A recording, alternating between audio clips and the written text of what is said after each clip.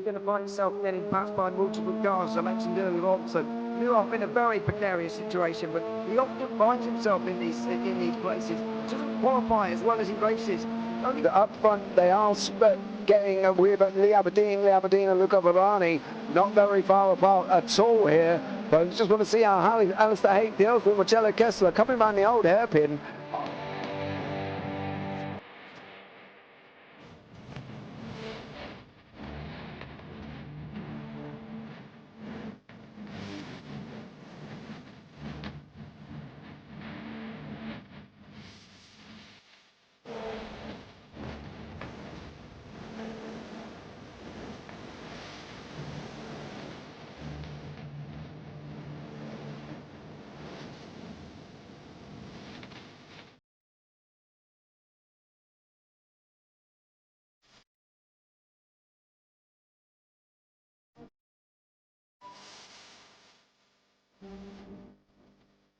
But I would say it's not the best decision they've ever made, just not having done that under the safety car, really. Yeah, they're taking their pit stop strategies from Ferrari lately, isn't it? What's going on? In turn one, just too much gas on them, too much feet on the out pedal, and unfortunately he's dropped all the way down the order. But Philip Hammer is out in front by an 8.91 seconds.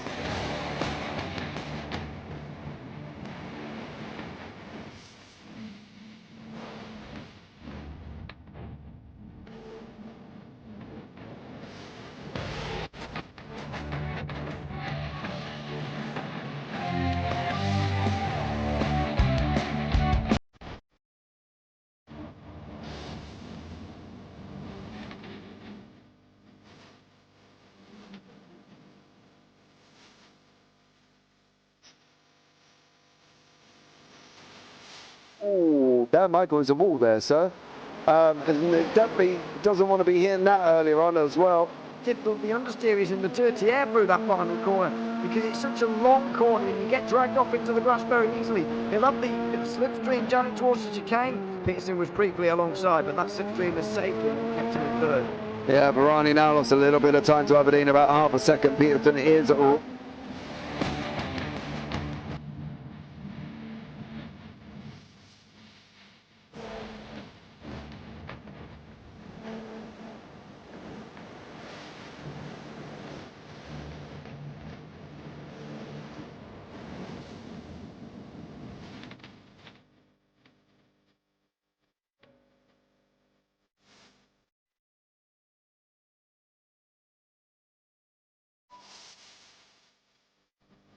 Pite's pushed more and forward up ahead. He's got out of the line. It's now Pite could have a go. Werrell, don't push him off. He's in the championship fight. Jack Werrell chasing down Carl Jacklin. Further down, Rob Williams and Chris Barnes. Sensational run outside line now though for the heavy braking zone. Around the outside goes the Audi R8. Look how much Miller's caught back into play. Exactly. Miller's still such trouble. He's left on second and change. All of a sudden, Miller's back in play.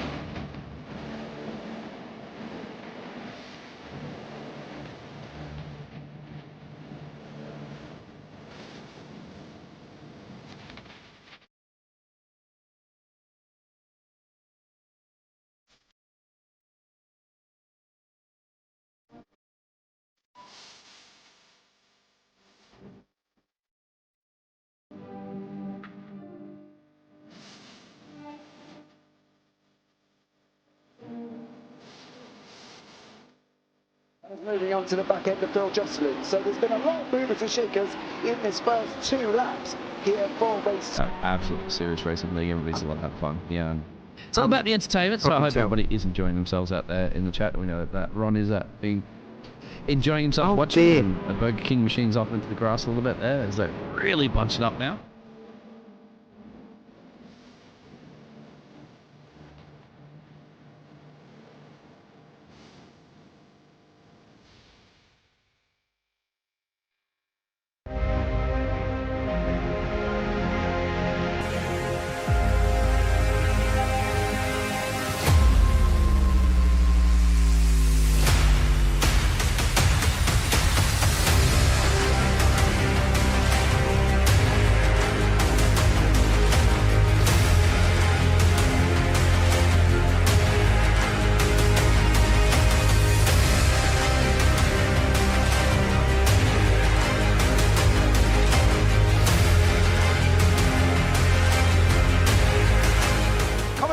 Does he have it? Medeiros is going to get it. Oh, they're going to toss it. They haven't got it. He's on the outside line though, going into the fastest corner on the circuit. Surely this can't work. Dominic Ligner has got a sensational run outside line now though for the heavy braking zone. Around the outside goes the Audi R8. Look how much Miller's caught back into play. Exactly. Miller's still such trouble. He's not on second and change. All of a sudden, Miller's back in play. Can Barry do it? Big Barry's going to do it. Big Barry.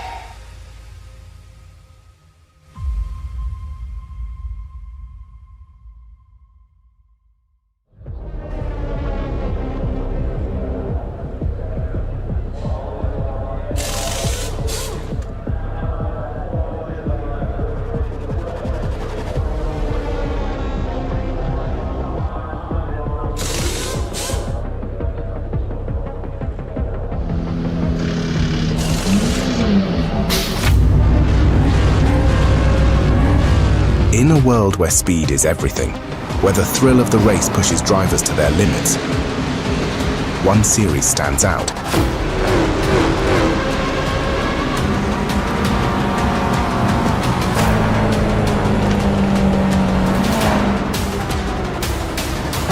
Experience the heart-pounding action of PCC Plus. Meet Jake Cranstone, the championship leader in the Volkswagen Jetta. His rivals, Dan Downing and Kyle Ridley, are hot on his heels, ready to dethrone him. Come on, dude, that wasn't on. But the battle doesn't end there. In the Mustang, it's a clash of titans. And amidst the thunderous roar of engines, one car stands out for its agility and tenacity, the Clio. Oh, he's fighting back up the inside. He's in. Patton's in. As the season unfolds, rivalries will ignite and legends will be born. This is not just a race, it's a test of courage, of skill, of what it truly means to be a racing driver.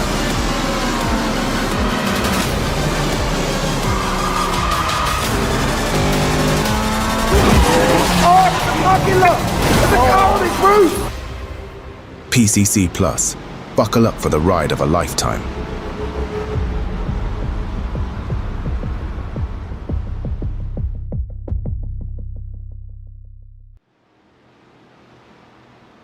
Good evening, ladies and gentlemen, and we are back for round 3 of the FTR Events Production Car Challenge from Oulton Park International. I am Jace Parfitt. I'm going to be joined up in the booth by Edward Hunter here on comms, and of course we've got our famous Tiemen Claus in the background providing all the cameras here again. It's Oulton Park. Well, what can we say about Oulton Park is there's no chicanes, ladies and gentlemen. We are doing no chicanes. 36 drivers on the grid at this moment in time, and well, it's going to be absolutely manic as we're just about to get ready into the warm-up before we head into that feature race there as well. Ed, welcome in, bud. How are you? Good, thanks. It's always a delight to commentate on FTR because we've got 5 classes all packed in to Cheshire, this Oulton Park circuit, of course, with so much character, so much elevation changes and difficult sort of fast blind corners. Like you say, no chicanes, no problem. So let's hope that proves the case, because the heat that we were just watching before the broadcast started was pretty chaotic, and lots of surprises in the order for the grid that we're about to see. So so the round of this championship. Let's have a look at the score. Well, we'll do the track information first. Oulton Park International. Obviously, we've had the 1-hour warm-up, we've had the 5 qualifying, and we've had the 15-minute sprint, which is just coming to an end. And we've got the race on in 100 minutes here. The date in Sim is 15th of March 2024. So that's the current state. The car classes: Ford Mustangs, Renault Clios, Toyota GR86s, and Global Mazda MX-5s with VW Jettas there in the mix as well. The Mustang Sven Devil on front on 50 points, with Gary Marsh on 36, Chase Brown on 27, with Tears on 23, with Mikey Freakson on 20, George Gruber, Ron Wolf, Jeff Anders, Austin Tucker, and Emerson Gowden round out the top 10. Moving on in the Clios, Giovanni Romano is topping in the Clios with 50, Jelly Vestrap 20 in second and 22nd. Neil Rocks in third on 28 with Tim Classens on fourth in 18, tied with Matty Cridland. Damon Mitchell in sixth, Akram Zanoni in seventh, Daniel White in eighth, Marcus Law in ninth, and David Johansson is down in 10th. Heading on from that one in the GR86 is Andrew Sharp out in front on 40 points. Ryan Chevalier in second with Tyler Agostino in third. Justin Delano in fourth with Brooks Clayton fifth. Then we've got Chris Sofa, Richard Rosado, Harry Fox, Justin Michaela, Patrick Reed, Adam Swatson Jr., Gary Brown and Jason Arensberg. Moving on for the MX-5 is Richard Corfroy out in front on 33, tied with Martin Pearson. Timon Branley in third with Christopher Rowe in fourth. Nicholas Shepherd in fifth. Chris Sill, Lincoln Fox, Carl Smith, Colin Weiss, Logan Warfield, Eduardo Aguilera and Alex Marsh King from in 12th place. Final class now is the Jettas, and it's Carl Ridley out in front on 33 with Jack Cranston in second. Morgan Burkhart tied with Jake in second place there. Then we've got Jeremy Agard, Eric Manifield, Patrick Dupart, Stephen Burns, Dan Downing, Donny Alpha Henriksen, Andy Fox, Jesus Amandari, Duncan Murray, Jack Johns and Sam Van Oost. Here is the calendar for the final one now. As you see, we've got 3 rounds done. One more to go at Oschersleben Grand Prix, and that will be on the 21st of April, so 2 weeks' time. So come and check out that one, because I'm sure it will be absolutely incredible, as it always has been here as well. So yeah, really looking forward to this one here as well. Feature race, 1 hour 40 minutes, Ed. We've just got into that 5-minute warm-up as well. What are we expecting from the feature? Is it going to be manic? Is it going to be historic? Are we just going to see an outright classic? I think fairly safe bets on all 3 of those, James. But yeah, it was an interesting heat that's just finished, because 3 of our championship leaders, I think Demel, Romano in the Clios, and of course Jake Granson in the Jettas, I think all 3 of them had difficult heats where they are going to start quite a way down the order of a lot of fellow class members that they have to overcome, essentially. So I think we're going to be in for a very, very interesting round, as a lot of high quality drivers who got into incidents are going to have to negotiate their way through the pack in what's going to be a very, very chaotic first couple of laps. I'm almost certain of that. Yeah, well, that's what we're expecting, to be honest. That there is currently 36, I believe, on the grid. Let's work and give you a breakdown. We've got 6 Mustangs, 8 GR86s, 5 Clios, 9 MX-5s, and 8 VW Jettas. That is a number that I can tell you what, if it doesn't cause a problem, well, I will be very, very shocked, because that is a lot of cars on a very tight circuit. Don't forget, it's Oulton Park, right? It's not massively long. It's not massively wide. There's 2.692 miles to it. It's not very long at all. And then when you get in through Knickerbrook, through Hislops, down up through Clay Hill, down through Druids, it tightens up like anybody's business. And therefore, it gets even tighter. You cannot go 3 wide at times. You struggle to even go 2 wide at times here, Ed. It's just the way the makeup of Oulton Park is. Absolutely. It really can be a punishing circuit if you get it wrong in some of the high-speed stuff. After Knickerbrook through Clay Hill and Water Tower into Druids, that's a really, really high-speed section where some of the accidents happen. We also got the hairpin, I think named Shell Oil's corner, of course.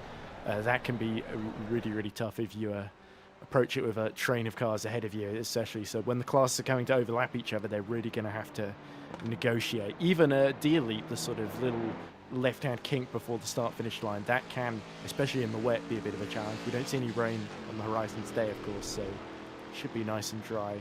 But yeah, I think it's going to be difficult to know exactly where the action is going to start, but we know exactly when it's going to finish in 100 minutes' time. Yeah, it definitely is. We've got that 100-minute mark, of course, ready to go. It's going to be a battle. They are going to be fighting it out here. Let us know in YouTube chat who you're cheering for, who you think's going to win, who's going to come out on top. Miles Owens, hello. Hi all. Hi Miles, how are you? As you wave your little pink hand at me.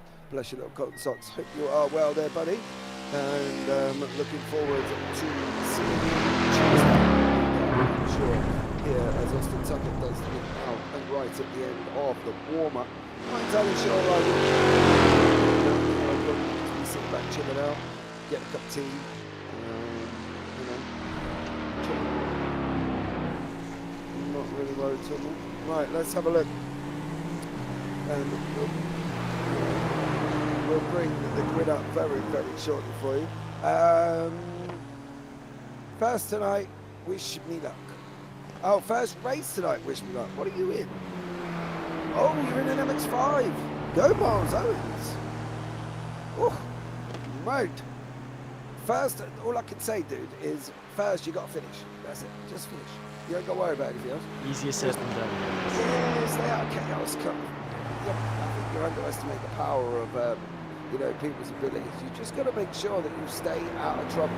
That's it. Stay out of trouble. You'll be fine. Positive attitude does tend to help. That's true. Exactly. Exactly. Right, we have got a short pace lap here, so the grid will be up on your screen very, very shortly. Let's have a look. Kevin Parrish, Chase Brown, George Gruber, Austin Tuckle, Sven Demel, and Ron Wolf there for the Mustangs. Moving on from that one. Here we go. In the Clio, Tim Classens, Neil Rocks, Jellifer Stratton, Matty Cridland, Giovanni Romano. Then we're going to be going on to the GR86s. Andrew Sharp, Ryan Chevalier, Tyler Augustino, Justin Delano, Brooks Clayton, and Patrick Reed round out the top 6 there. Harry Fox, Adam Swatson, Suruba in the 8th place. Rolling on from that one.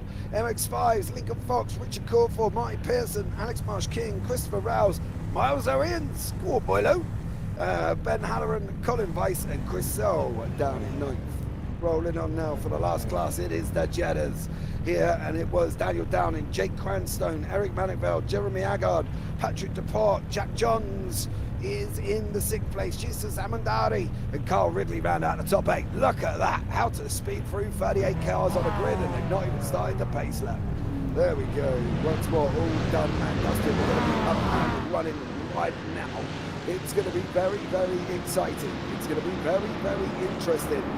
Got this short pace lap, okay, so very, very short pace lap. You started at the back, now they're going to be working their way down into that final corner, down into Lodge. We started out at Watertown, pick up on the guys up front. It's going to start off with the Mustangs.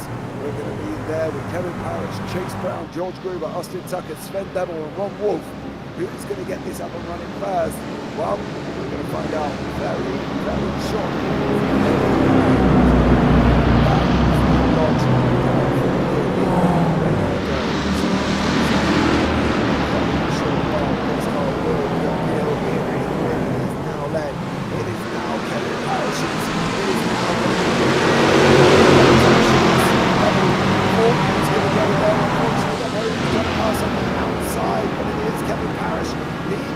Chase Brown in 2nd place, Sven Demel in 3rd, George Gruber in 4th. How that Clio got all the way up there. Was up in the Clio, 4 places right at the beginning as they're headed down now for the final first time through into Island Bend into Shell Oils, and at the moment it is Kevin Powers taking the whole shot. Chase Brown, George Gruber, Sven Demel, Ron Wolf all made it through clean. Far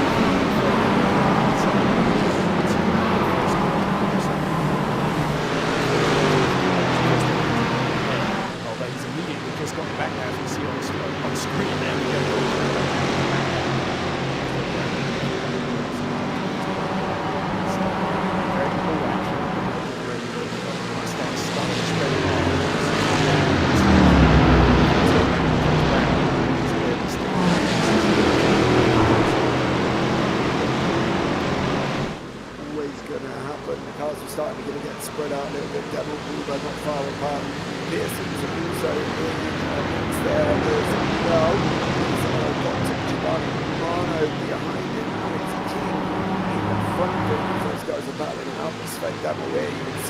screen at the moment. He's trying to send it out the inside of Cascades on the run down now. Snow Devil holds on to it, he goes past James Brown. He is what terminology would be absolutely crashing the life out of this Mustang to try and get onto the back of Kevin Couch. He's literally bolted away here at this moment in time in this Mustang.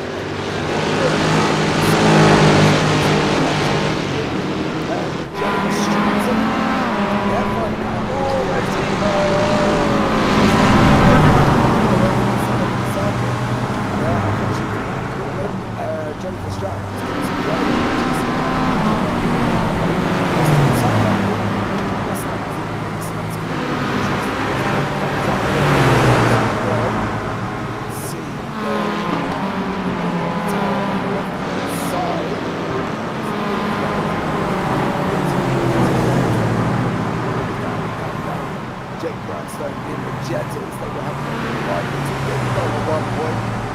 Still fighting it out as they always have done in the Jettas. Jettas have been able to some great action this season. And, well, I think it's going to be very interesting. Yeah, of course, Jake Crampton, I don't believe was at the last round, but led in one. It's a great battle.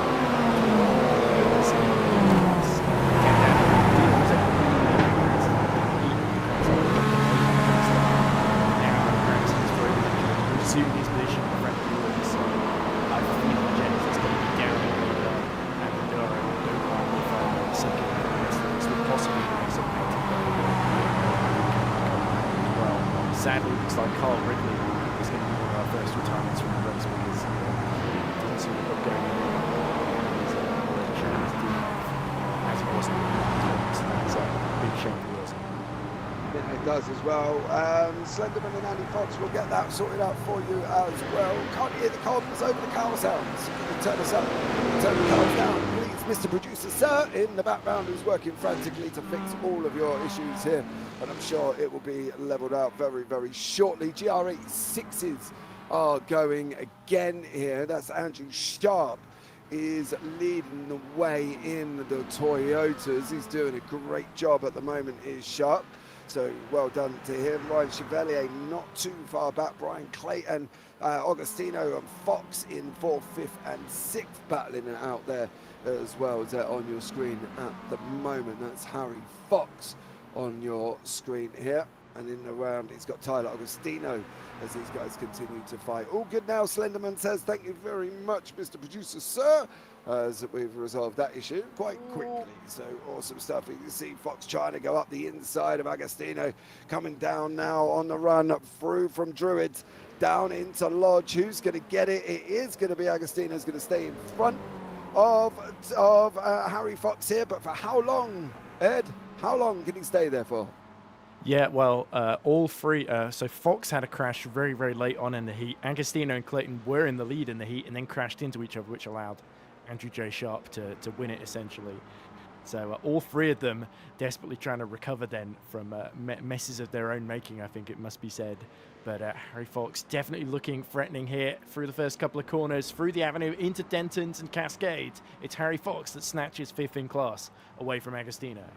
He does on the run down now into Island Bend, the left-hander. Don't want to be going too wide through there, dear sir, otherwise you end up on the grass. Ryan Chevalier is now on your screen with, he's got, who's he got in between him at the moment? Is that Andrew Sharp in front of him currently? So Ryan Chevalier, Andrew Sharp having a right little ding-dong in the GR86s. There's Mazdas behind him, which is Alex King and Martin Pearson. There's Austin Tucker in that very fast Mustang. However, you don't brake on the grass, otherwise you ain't stopping. And there's a lot of cars in front of you, dear sir, as well, as Austin Tucker nearly gets it all a little bit wrong. But Sharp and Chevalier continue to fight. In front of these is Fox and Crawford. They're continually scrapping it out. Neil Rocks in the Clio, Tim Klassen's in the Clio behind that one. Battles, battles, battles, Ed, but we've come to accustomed to see this as we've still got 1 hour, 33 on the clock. Yep, here we go. So Crawford goes for the lead in MX-5, snatches it away from Lincoln Fox at the final corner, Lodge corner, and now through Deer Leap they go. So Crawford, opportunistic move there, as they're all still a bit mixed up within the GR86s, the Mazdas. So Lincoln Fox has now just got to bide his time, wait for an opportunity where he can counter-attack. Is that Clio just ahead of them that potentially could create an opportunity? Because we haven't seen too many cars lapping each other yet, so that will be a big factor later on when we see the likes of Parrish and Demel. And Demel has set fastest lap of the race in his pursuit of the overall leader in the Mustangs. So Parrish just 3 temps ahead and starting to feel the pressure up front. Yeah, I'm sure he probably is. He knows full well that what he's got to do for Parrish. He's a quick lad, don't get me wrong, but Sven Demel is fast. I've seen him in GT4s. He is fast, and no matter what car we seem to put him in, he's always still quick. So let's see what goes on here as these guys go round Knickerbrook, running up now into Clay Hill. We're going to be past the water tower on the left-hand side, then the fast right-hander of Druids is going to be a little dab of the brakes. Try and get these cars hooked up, get that Mustang that's got more power than it needs, and get it through the corner. Sven Dammel doing an absolutely stellar job here. You can see underneath he's topping out about 114. Oh, he goes hard on the brakes. Up behind Kevin Parrish, down through Deerlit we go. As we look back from Kevin Parrish's car, there is the looming machine of Demel over the line coming into Old Hall for into the Old Hall again, I should say, on lap 6 here, Ed. And these two not leaving each other alone, but there's starting to be a little bit more battles developing here as we're going to have pit stops, of course, within this hour 40. Yeah, Demel, he's just looking with so much intent on just grabbing that lead as soon as possible. You saw in those opening few laps the way he sort of charged his way past Chase Brown, and Brown then immediately got mugged by Joel Gruber as well. But while this has been going on, Andrew J. Sharp has lost the lead and dropped to 6th in the GR86 class. And in the Mazdas, Alex Marsh King has dropped out of 3rd as we see Gruber and Brown continuing to fight 4 seconds behind these two that we see on screen at the moment.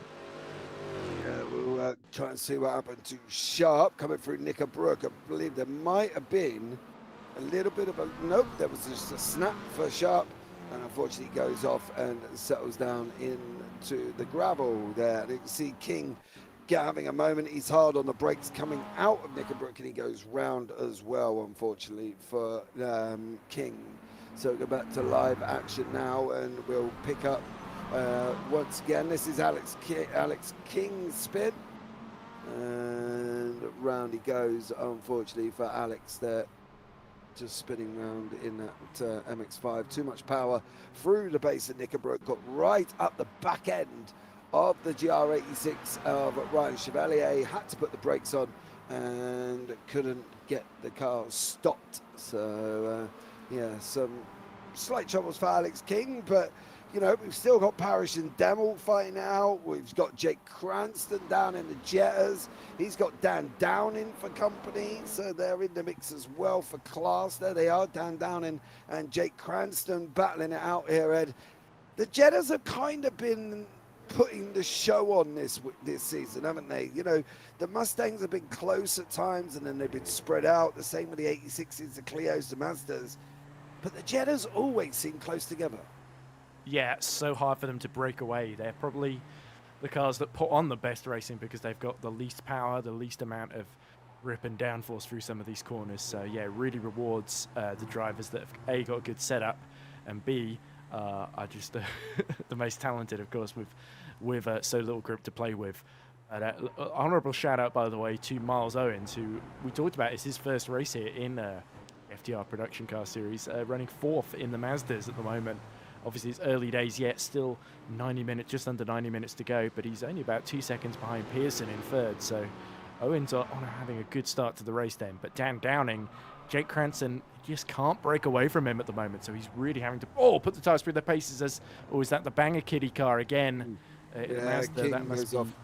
Yeah, Alex Marsh King then in more trouble. Yeah, Alex King spinning the back end round again, unfortunately going around shallows, but the Cranston and Downing not leaving each other alone at the moment. Heading down now through Hilltop, coming down into Knickerbrook. If of these is a slight little dab, get the car pointed and then go for it. And that's what they've got to do with these Jettas. It's a momentum-based car. You have to keep the momentum up. If you do not keep the momentum up, you are going to be in trouble. And that is the problem in these cars, and that's the last thing they want happening in the lead. They want to make sure they can keep it, and they want to make sure that they can keep that momentum going. Is Cranston now still with Downing? Round the last corner they go, down through Deer Leap, coming out the other side. While they're doing that, Kevin Parrish and Sven Demmel have just gone past Shell Oils, and they're literally tucked up nose to tail again. You can see them on the screen. I think this could be a recurring theme for the next hour and 27 minutes, bar the pit stops here, Ed, as these guys continue to fight. Yeah, you can tell Parrish has started to get just a little bit defensive here. So remember, these two came together a little bit in the heat, of course. They were fighting each other earlier on in the sprint qualifying session. Parrish, of course, came off better, won that one, and Demmel got sent almost right to the back. Was able to get Ron Wolf before the end, so he started in the top 5, has worked his way up to second, and now he's got very much got designs on the lead. So Parrish knows Demmel is leading the points, knows that Demmel is the big threat to him today, so he needs to keep him behind for as long as possible heading into that first stop. We might even see Parrish pit first to try and undercut Demmel to make sure he keeps track position. Yeah, I'd be very surprised if that happens. And the only reason I say that is because I would expect them more to be... I expect Parrish to look at braking first and Demmel then to make a decision about whether or not he's going to cover him off. I think for me, it's more on Parrish to blink and Demmel to follow, partly because obviously just the way the nature and the makeup of what they are at the moment.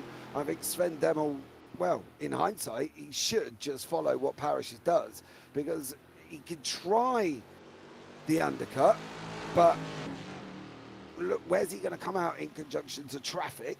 That's going to be the first problem that Demmel's got to deal with. Or he goes in and follows, and then he knows whatever he's going to come out and deal with, Kevin Parrish has got to come out and deal with the same.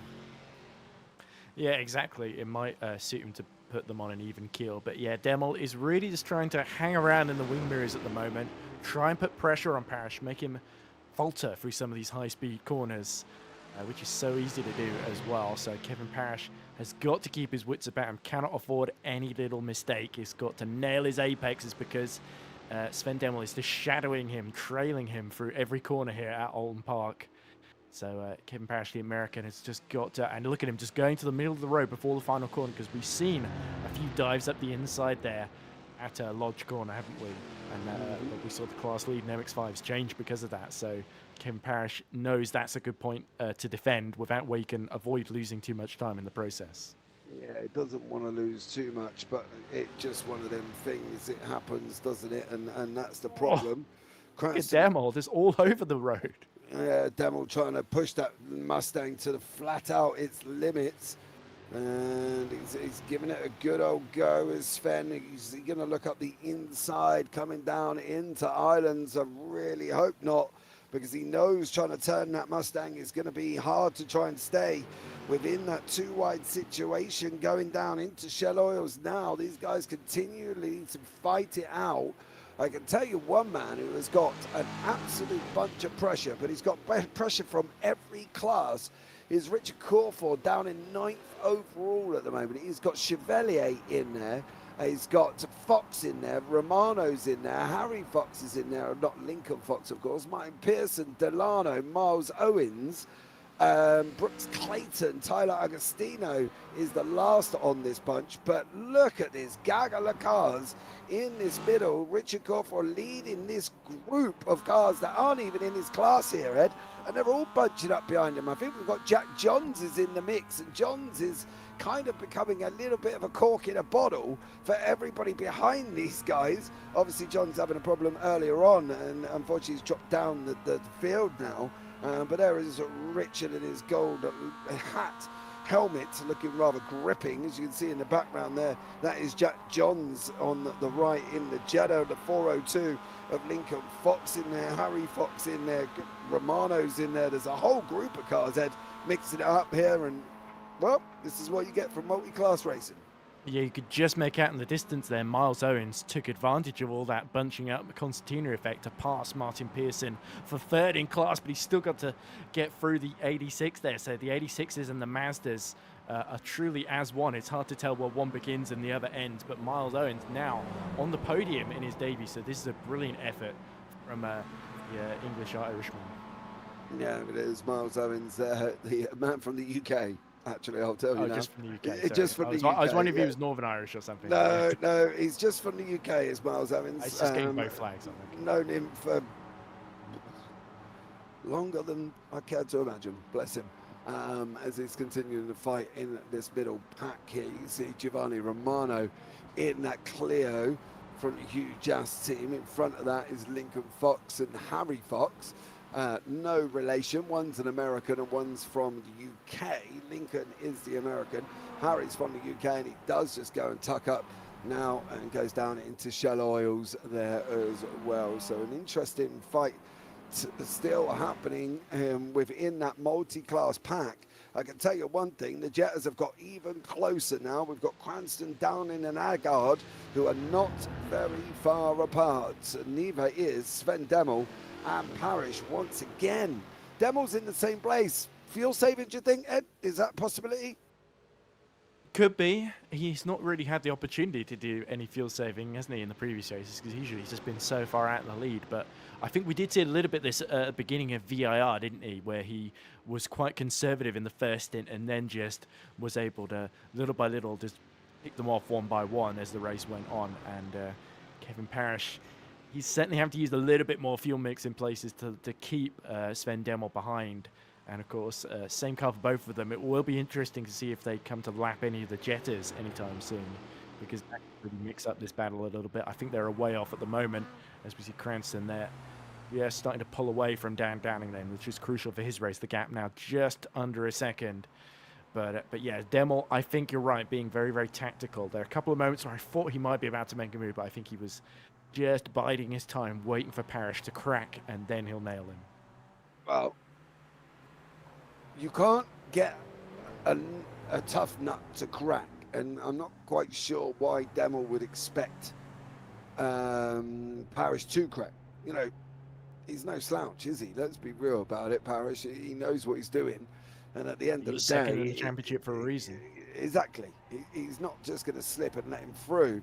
The battle down in the Jettas has been somewhat distorted from the GR86 in the middle of Patrick Depart there, who is tucked in, I believe he's in the middle of these guys. No, it's Patrick Reed, sorry, in the middle of the Jettas. So it's been somewhat fractured as that little freeway battle there, unfortunately. Brooks Clayton has still got Martin Pearson in the mix as well. Brooks still fighting out with Justin Delano.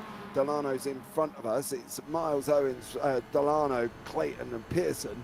So Miles Owens is hoping that Delano and Clayton stay there, because he could do with this this third place in the MX-5s. Look at Brooks Clayton trying to intimidate him out of the Justin Delano out of the way by using the windscreen wipers there in the middle of the dry. As here we go, looks like Delano going up the inside then of Miles Owens, and Owens is going to be absolutely scrambled here by the 86s. Yeah, Miles Owens just swamped there from Delano, swamped from Clayton.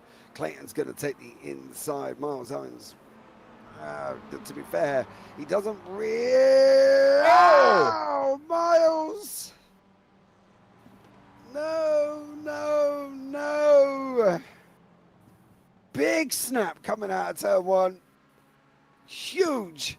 Then he corrected a big chunk of grip on the outhill after that. And it all just went wrong. You see it here from Miles Owens. Yeah, took the curb, snap back, big lump of grip. And unfortunately for Miles Owens, off the side of the circuit. Poor Miles there, absolutely gutted, was running in third in the race, and it was only his own mistake that has now cost him. He's going to have to try and work his way back up. However, he is sitting in 21st overall, 5th in class. And if there's ever a climb in front of him, we might as well call it Mount Everest, because that's probably about as high as he's got to try and climb up through this field at the moment. Demmel and Parrish still not leaving each other alone. But the question I've got to ask with that is Demel's not really looking aggressive. I think that's the thing. Every time we've shown Demel, he's not really sticking his nose in. He's pulling out, just letting know, you know, Kevin, I'm still here. I'm still here, mate. Don't you worry about it. He's not looking aggressive enough. Like he's not Kevin. He's not sticking his nose on the inside. He's not roughing him up a little bit, trying to put him offline. He just looks content. It looks like a man out on a Sunday night drive. It's like watching a caged tiger, isn't it? Where he wants to come out and bite you, but he has those bars in the way. Maybe that Demel has them in the way for a reason. But yeah, even his run out of Shell Oil's corner there was a little bit slow there, almost as though he wanted to give himself a little bit of breathing space. But yeah, Parrish starting now to build the gap up to just under a second once more. In fact, it is a second now between the pair. I agree. I think Demel is being quite strategic here, and so potentially either running long or just trying to maybe he's happy to run at the pace that Kevin Parrish is setting right now, and he'll wait for some clear air, and that's when he's going to start trying to bump in the lap times he needs to get past him. Yeah, he's dropped off a little bit. In the battles at the moment, the GR86 Chevalier and Fox are not too far apart. Delano and Clayton, who we've already seen, they're not too far apart either, and that's Harry's Fox's teammate Neil Rocks in the Clios behind him. Now Harry's going to look up. Oh, surely not, Harry, not by the water tower. He's going to go. He's onto the grass. He's going for it. Is he going to have the inside? Chevalier's not going to give it up, mind you. He's never going to let you down, is Ryan Chevalier. He's going to run around for ages. So there we go, Ryan Chevalier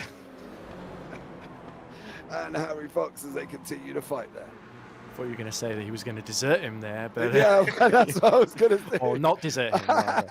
But yeah, anyway, Harry Fox then takes the lead of the GR86 class there, and you can tell Ryan Chevalier did not want to give that one up, as he maybe quite so easily. So he is tucked back into the slipstream. He's going to try and get his own back. But remember, Chevalier missed out on the win in the class at the previous round at Lebanon by a very, very small margin, wasn't it, to Sharp, I believe, who was running down in 7th after his issues earlier on. So still plenty of ground for Andrew J. Sharp to make up. But yeah, Chevalier's got a brilliant chance to score big points here. But Harry Fox, of course, we're not used to seeing him run this high either. So this has been a great opening stint for him. He's just been picking them off. Metronomic progress, one by one, and now he's made it to the top of the class. So let's hope he can stay there for his sake at least. Yeah, you can see Delano here still battling away. Is Delano. He's still got Brooks Clayton there, and they just swapped positions at one point, if I'm not mistaken, wasn't it the other way round? Yeah, Brooks Clayton did. Yeah, he did pass Delano, and he got that down into the final corner there. So great job from them. That Pearson right behind them as well. Yeah, threatening. Pearson sat there, isn't he? I don't really know what. I never really can tell what Martin Pearson's game is when he's in this situation. It's almost like he can go forward and attack, but then he sits back and thinks, well, to be honest, do I really need to? You know, and I think Martin Pearson is very smart. He's a wily old fox, you know. He's not silly when it comes to car driving. So I think he'll use whatever tools he's got around him. And obviously for him at the moment, he's got Romano and Delano and Clayton, and Agostino behind him. So he's going to use them, I think, to try and get their way forward. Yeah, absolutely. If he just stays with this pack, because remember he was fighting with Owens earlier on, and then Miles Owens unfortunately spun out of third position. So this really puts Pearson in a place where it's sort of in no man's land. He's a little bit adrift of Fox and Crawford, as we see Owens pick off Christopher Rowe for fourth position in his recovery drive. So Pearson can't afford to get too comfy, because Owens has certainly got the pace to potentially catch back up to him if he can clear the Clios in front of him. But yeah, I think Pearson needs to make good use of this position while he's in it now, and keep with those GR86s. I think he's got to just try his best to try and keep up there. Miles Owens is going to chase down Jelly for Stratton. Then he's got Swatson Struber in front, before he can start really making into effect on the cars in his class, which of course is the man himself, Martin Pearson. We're looking at George Gruber on your screen. That's Chase Brown in front of us, and again another couple of drivers who have not left each other alone, and there's only 1, 2, 3 people in the whole field who have not gained or lost positions. Kevin Parrish in the Mustang has stayed in first. He started in first. Jake Cranston in 24th, started in 24th overall and is still in 24th. And Patrick DuPont, who started in 28th and is still in 28th. There are only 3 people who have not swapped positions at all through this whole entire race. And I don't know how they haven't, but somehow they've managed to stay where they are. And Chase Brown doing a great job with George Grumer behind. You see most positions gained on the right-hand side there. Harry Fox up 6. Is it 6 he's got there? That's got to be 6 in class, isn't it? Because I've got him as gaining 22 overall. So 6 in class for Harry Fox. Yeah, Demo up 3, Giovanni Romano up 2, and Brooks Clayton up 2. So overall, though, Harry Fox has gained 22 positions. Swatson Struber's up 14. So a great job from them guys, of course, here again, as we're still looking at Gruber and Brown. We're going to have a look back now and see who this wonderful individual, that's the 411 car, getting it all wrong, unfortunately. Sit where you are. Nope. Contact coming out from that one. And unfortunately, there, Chris Sewell making a bad mistake, and everybody else coming into the side of him, unfortunately, there. Again, one of these things that happen when you're pushing this hard in these cars. The amount of cars on the grid, I'm surprised he only got 1 tap, to be honest. Yeah, the Jettas didn't get a whole lot of notice there. So that was a little bit unfortunate then, as we see the leaders have caught the back of the Jetta pack here. So this could be an opportunity for Sven. Oh, if only Jake Cranston wasn't holding him up at the apex there. So that will allow Kevin Parrish to just slightly escape up the road. But Sven Demmel, we know he's so good at picking off the traffic quickly and efficiently. Doesn't make a mess of things. He just tends to wait for the best opportunities and then use them, or potentially force them if he absolutely needs to. But yeah, Sven Demmel lost minimal time there. The gap's 0.6 of a second between himself and Parrish. It was half a second just before this. Yeah. Well, Parrish has now got his escape route. Can he now use it to get away? The traffic have caused a problem. There's only 1 more car up the road in front of him, and that's the 8th place GR86 at the moment. So we'll keep an eye on these guys as these guys continuing to fight away up the front. Jeremy Agard in 3rd in the Jettas. He's got Dan Downing in front with Cranston not too far up the road. There is Jake up the road in front of him. About 1.3 seconds separating these 3 here, Ed. And, well, it's Jettas, and this is kind of what they do. They're always together. They're always battling out. These guys are so closely matched in this car. You know, it's always these guys having a fight. It is, yeah. Great to see the top 3 so bunched up. I think I saw a couple of GR86s in the pits there making some the early stops, so that might be a couple of them trying to force the issue for the leaders, because of course on those fresher tyres with a bigger fuel tank, well, more fuel in the tank I should say, it does mean that they're going to be closing in once they emerge from the pits, unless the leaders respond to that, of course. But yeah, anyway, up front, Demmel has, I think, sensed that the pit stops are near, and he's closed the gap to Parrish to 2 tenths once more, as Agard continues to harass Dan Downing and give him a little bit of something to worry about just before this phase of pit stops begins. Yeah, I'm sure it shan't be too much longer on the pit stops for round. Within the next 10 minutes, we're going to see all the action. Saying that, as I say that, Classens is in. Chevalier's in, Brooks Clayton's in, Rox is in, Fox is in, Delano's in, Owens is in, Jellifer Stratton's in, Chris Rowe is in. So all of the classes of the Clios and the GR86s are in the pits at the moment. No Jettas have making their stop first currently, as Neil Rox there comes out for the Clios. Still in, behind Harry Fox in the GR86. So a great job from all of these guys as they're continually to fight it out. It's got to be tough when you've got this mix of, as I say that, Where are you Neil going, goes Neil?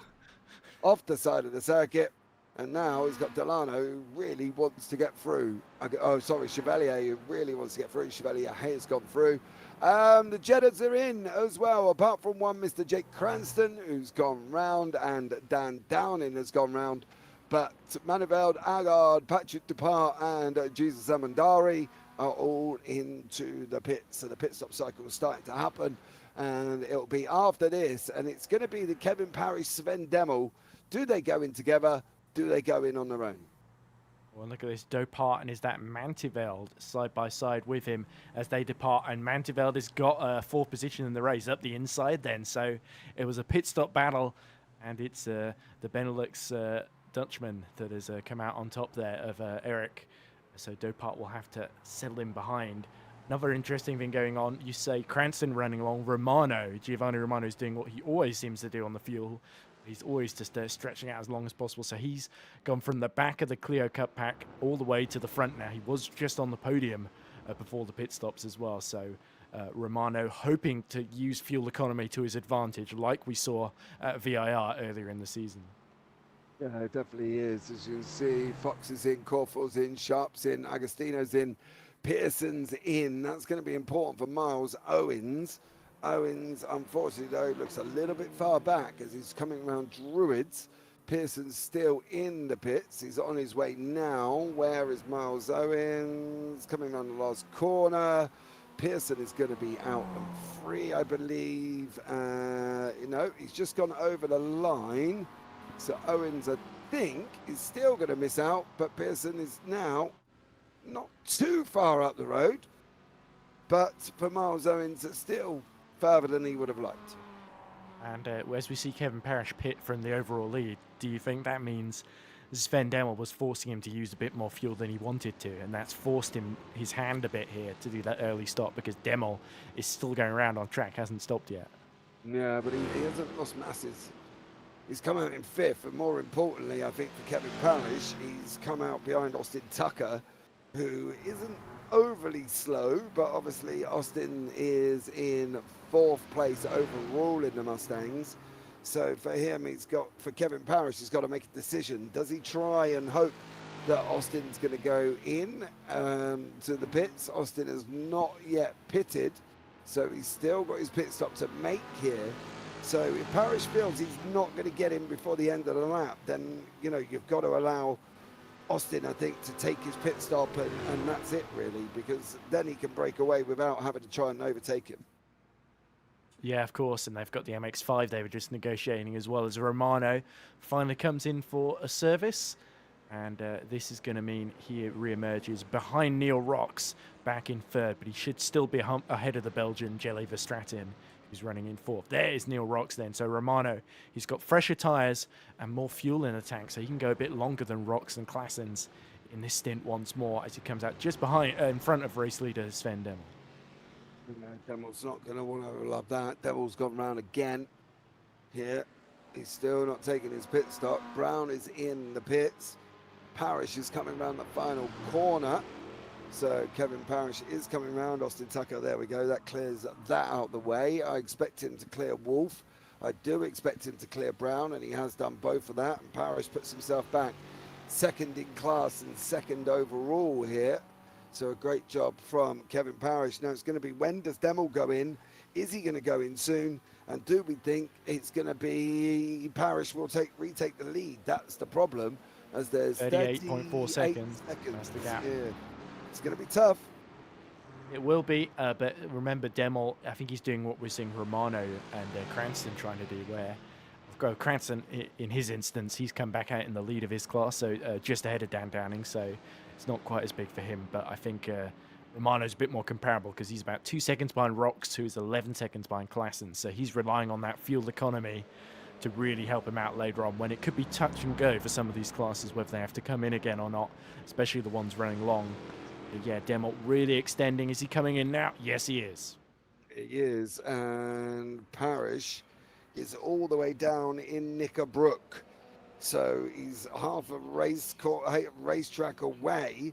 Has Demmel done enough? That's going to be the question to basically hold on to that lead. Round he goes past Jack Johns. Demel's up on the jacks. We're still staring at him. Parrish is coming down to the final corner. What is Demel up to? He's only just gone on the jacks on the other side. So Parrish is now coming at him round the final corner, up through Deer Lee. Demel's going to be gone. Parrish is already up to full speed on the right-hand side. Demel's only just broken the green line. Now Parrish is going to come around the outside. I think Parrish is going to get this.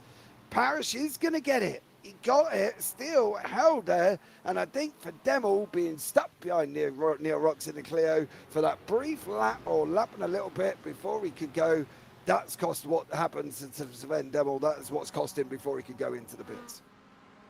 He's in exactly the same position he was before he pit, though, so from Demel's perspective, he hasn't really lost anything. In fact, he may, having been able to go 2 laps longer than Kevin Parrish in that first stint, that may really pay dividends now. Because not only is Parrish on slightly older tyres, but like we say, the fuel economy really could potentially come into play because there are so many long, flat-out sections here at Oulton Park that they're going to be chewing through their fuel by the end of this. So we could see a couple of people trying to save, and others trying to make that an extra pit stop and then just chewing through the fuel once more to try and catch back up. Brooks Clayton and Justin Delano are next to each other once more. Corfor is in there as well. He's got Lincoln Fox, his nearest member of the MX-5. There's a GR86 as Wasserstruber in the middle. As you can see Delano and Brooks on there. Delano takes a little bit wide line, not a recommended line, as they're going off down through Cascades, the left-hander for that GR86 as well. It's a very tricky car to drive. You know, the back end at times, if you're trying to hammer it too much on cold tyres, the back end, well, let's just say you'll be auditioning for a position in Swan Lake as a ballerina doing spins. Let's just put it that way, because the back end will come round on you if you start trying to floor that throttle with that GR86. Yeah, it does require somewhat of a delicate touch, especially at a circuit like Oulton Park, where you really need to just make sure that you don't fall foul of those curbs, like we saw with the Mazda, and itself a very, very twitchy car. Not in quite the same way as the GR86, but here comes Brooks Clayton. He's tucked right on the back of Justin Delano, and Delano, who's done well to get back onto the podium here, has really got to fight to hold on to his position. So I believe he's undercut Clayton to get back in front, and now Clayton is just chomping at the bit to go around the outside of him as they go up through Clay Hill and Water Tower. Job done. Job done for Clayton. He got through, cleared Delano. Delano was slow out of Nickelbrook. Clayton said, Clayton said, thank you very much. I'm on my bike. So good job done from him. Tyler Agostino has got a little trail of cars developing, and that includes the leaders of the MX-5s, Corfor and also Fox. So Lincoln Fox and Corfor now coming together. That GR86 has removed himself from the equation, which was Schossenstruber, and now Corfor has got Fox there as well. So great fighting still to have. We've just broken the hour mark. What are we thinking? Fatigue? You know, I did a race the other day. I got caught up at Martinsfield, 200 laps. It took me nearly 2 hours and 15 minutes. And I got to say safely, my bum was numb as hell. So these guys are surely going to be going through that same boat soon.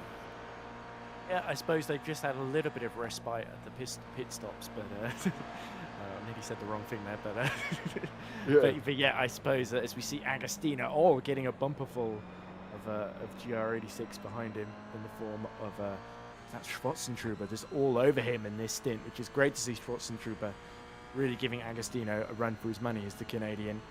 But yeah, I think fatigue won't be setting in after half an hour. It might be after an hour once, especially people who might not necessarily be battling each other that are sort of on their own on the road. Parrish, by the way, is starting to pull a gap to Demel of 2.3 seconds. So I wonder if Demel has either been held up by traffic or he's just trying to save fuel and he's thinking about the end of the race here. But look at Adam. He's just having another look as they go through Water Tower and into Druids. He's really trying to set the GR86 of Delano up, Agostino, sorry, up for a move here. Yeah, he definitely is, but the difference is that he can play around, but sooner or later he's got to take a bite out of the strawberry. You know, you've got to make sure that if you are going to set him up, you've got to set him up and think, right, he runs wide here, I can tighten this up. If he runs wide there, I can tighten this up. And I can tell you one thing, if he runs wide there, I'm going to stick my nose right up the inside to make sure he knows I'm here. And Corporal's just sat there looking at this battle. He's got Lincoln Fox closing in on him as well. So for Richard, he kind of needs these GR86s to either settle down and get on, or if he's faster, and he might know he's faster to a degree, he's got to sit back and think, Jesus, let me go. Because otherwise he's going to have Lincoln Fox coming up behind him in the MX-5 there. He did clear him, Schwarzenstruber, and he has finally cleared Agostino there. So Schwarzenstruber moves himself up once more into 5th, and off they go once more down through Hilltop. Unconventional place. You don't often see a move into Island Bend, so that really happened after Cascades on the run through Lakeside.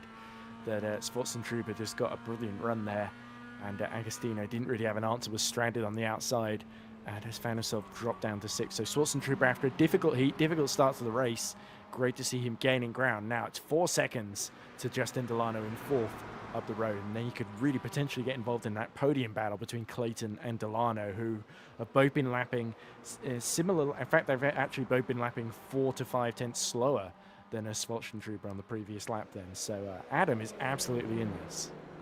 Brooks, Clayton and Delano still going at it. There another battle on the racetrack. Further down, the Jettas again have come to meet each other on the racetrack. Jeremy Aggard has been closed in. Yeah, Cranston's been closed in as well. So Jake Cranston is in there. He's got Dan Downing for the Goldwyn Motorsport team in the middle of this sandwich. So Dan's got a job to do. He's got 56 minutes to try and do it though. But we know how quick Jake's been, and we know how quick Aggard is behind. So Dan's got his work cut out here. Yeah, very good defensive driver, isn't he, Dan Downing? We've seen it quite a few times in previous races in this championship. But yeah, Cranston. I wonder if Downing and Aggard, just a little bit of the two of them not battling each other too much to try and catch up to the leader here and put pressure on Cranston. I wonder if there's a little bit of those sort of tactics at play. But Downing, if there's a gap here, he's going to absolutely put his car into it. So Jake Cranston, he can't afford to take it too easy here and just save fuel and work on a fuel economy strategy here, because he's not really got the luxury of a big gap behind him. And in fact, there's a Mustang that must be I think that's must be Tucker just coming through to lap them here. Yeah, I think that's the thing. It is Tucker, as it's coming through to put a lap on. Every time we pick up this little battle, there's always a Mustang in the middle. All of a sudden, as we saw last time. There was a Mustang in the middle again now, and now Tucker is going to make his way through, goes past Downing. He's now looking at the inside of Cranston. Probably Jake would prefer it if he didn't do it at Island Bend, as he's now really got Dan Downing right behind him.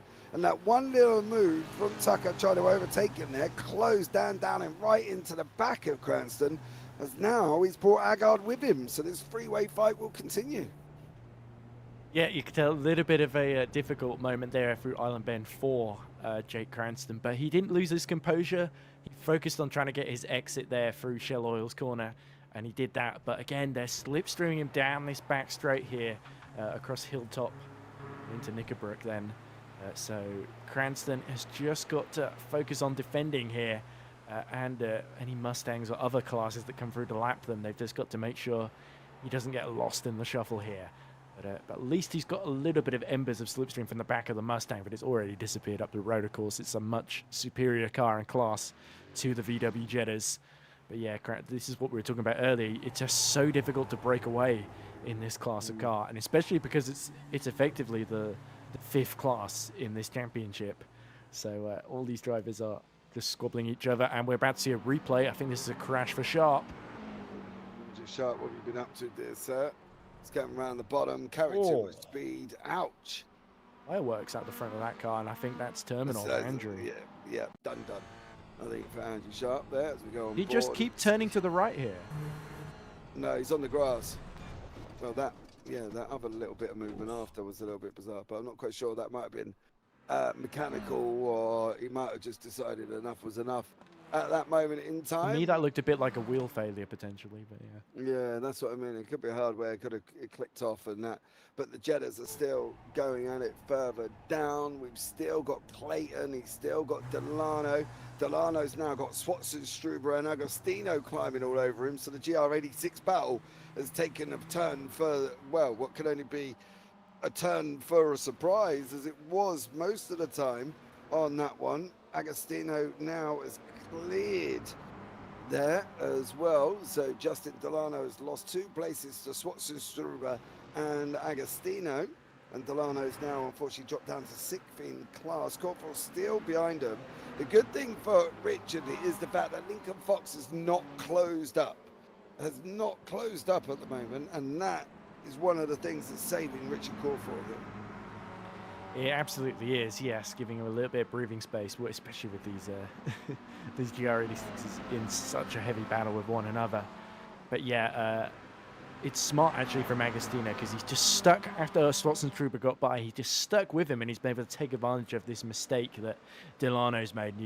Delano's just been shuffled back for the GR86 pack in this race. You've got to feel for him a little bit, because he feels a little bit defenseless whenever he's in a battle with these. It almost feels like he's biding his time to try and hold on, as Agostino now is trying to get a tow from the back of Swatson Trooper and use it to get himself back into the top 4 here. So Tyler Agostino is not quite done yet, but Delano, he's going to really struggle to fight to keep up with these two now.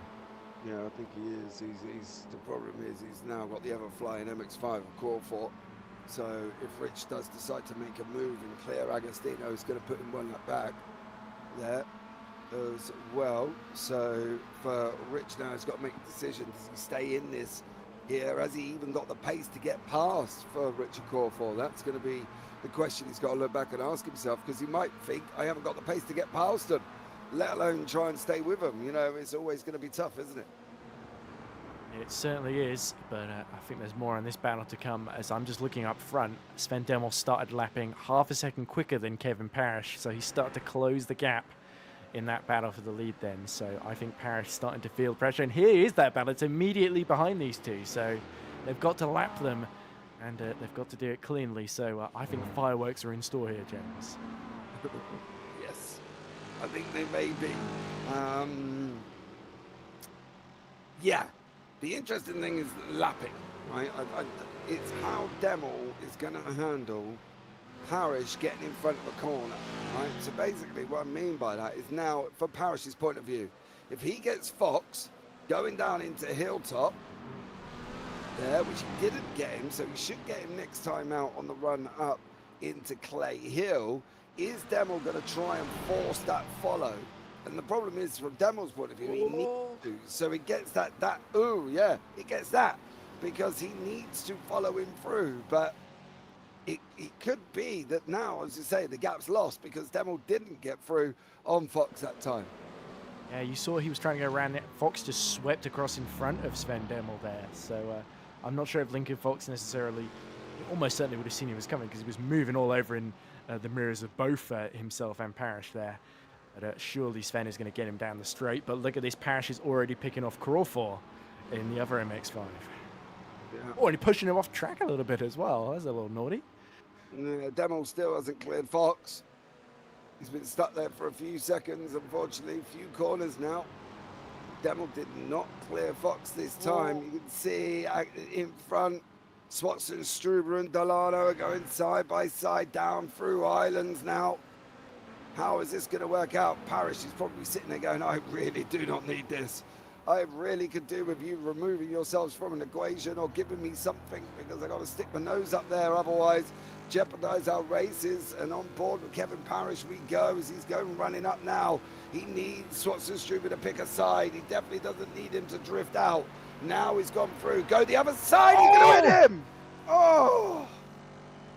Yeah, Delano just didn't see him coming there, and now it's created almost a little wall here of Mustangs, because Demel is caught right back up to them, and it's a rerun of the previous lap, James. Yeah, Parrish blocks Demel off. I can tell you what, man, if there was hand gestures out of a window of the Mustang, that would have been one of them. Would it have been a nice one? Who knows, but I can guarantee. Demo getting the demo's gone! Oh. Oh, Sven! Oh dear, he just was trying to go round the outside of Justin Delano and end up being tagged into the barriers there, James. Yeah, I think Delano caught him. Inside, sorry. Yeah, he goes inside, he drifts out, yep. And then they make contact, whether or not that's Demel not being able, didn't give the room on the exit, or what the situation was, but unfortunately for Sven Demel, Delano can't go anywhere else. Delano's pushing grass. There's only really one line through that corner as well in through Druids, isn't there? So, yeah, it's a tricky one to adjudicate here. Yeah, you got to feel for Sven. I'm pretty sure Delano's not going to be on Sven Demel's Christmas card list at the end of this. No, definitely not. But I can tell you what might be going on is the fact that Cranston, Downing and Agard are still scrapping it out in the Jettas. They have still been going at it. They are the closest class battle. Maniveld's in there, Depart's nearly in there as well. Maniveld's not too far apart. Depart's there, so it could be a 5-way Jetta fight with Cranston leading the Jetta party here. Don't forget, let us know in YouTube chat who you're supporting, who you think's going to win, who do you want to win, and go from there. But it is, as you see, Jake Cranston, Downing, Jeremy Agard, Derek Maniveld, Patrick Dopart, and Jesus Amandari is a little bit further back. There goes Giovanni Romano. I think that's in for another pit stop. I think that might be Claessen's, not Romano, but going into the pits. Oh no, it was Claessen's. Sorry, yeah, it was Claessen's. So that's the race lead. They've got very similar liveries. Liveries, on the Cups there. But yeah, I think it's Neil Rocks that's got the different livery, so he will inherit the lead. So Rocks going a lap longer than Claessen's this time. But yeah, Cranston continuing to just soak up the pressure from Downing, Agard, and because their times have been slowing each other up, Mantenveld and Dopart, who came out of the pits separated by very, very little, now really in this lead fight as well. So potentially even Jesus Amandare, who's 6 seconds behind, could join the party as well. And it could be a 6-way scrap for the Jetta lead. But yeah, no crazy moves made yet between these 5. Not yet. It's only a matter of time, though, I feel. Cranston might have to have his wits about him here. Yep. I don't think it's going to be long. The Jettas, though, these are, how can I put it, a select few. These are Jetta enthusiasts, right? These guys have all driven Jettas. They all talk in a Jetta community. They all talk in, you know, they know Jettas. Let's just put it this way. So although I'd love to see Downing throwing it up the inside, or, you know, Agard giving it a good old send, or Maniveld sending it 3 wide playing Skittles, I just don't know if we're likely to see that. I'm not going to say they're not fighting each other, because they are.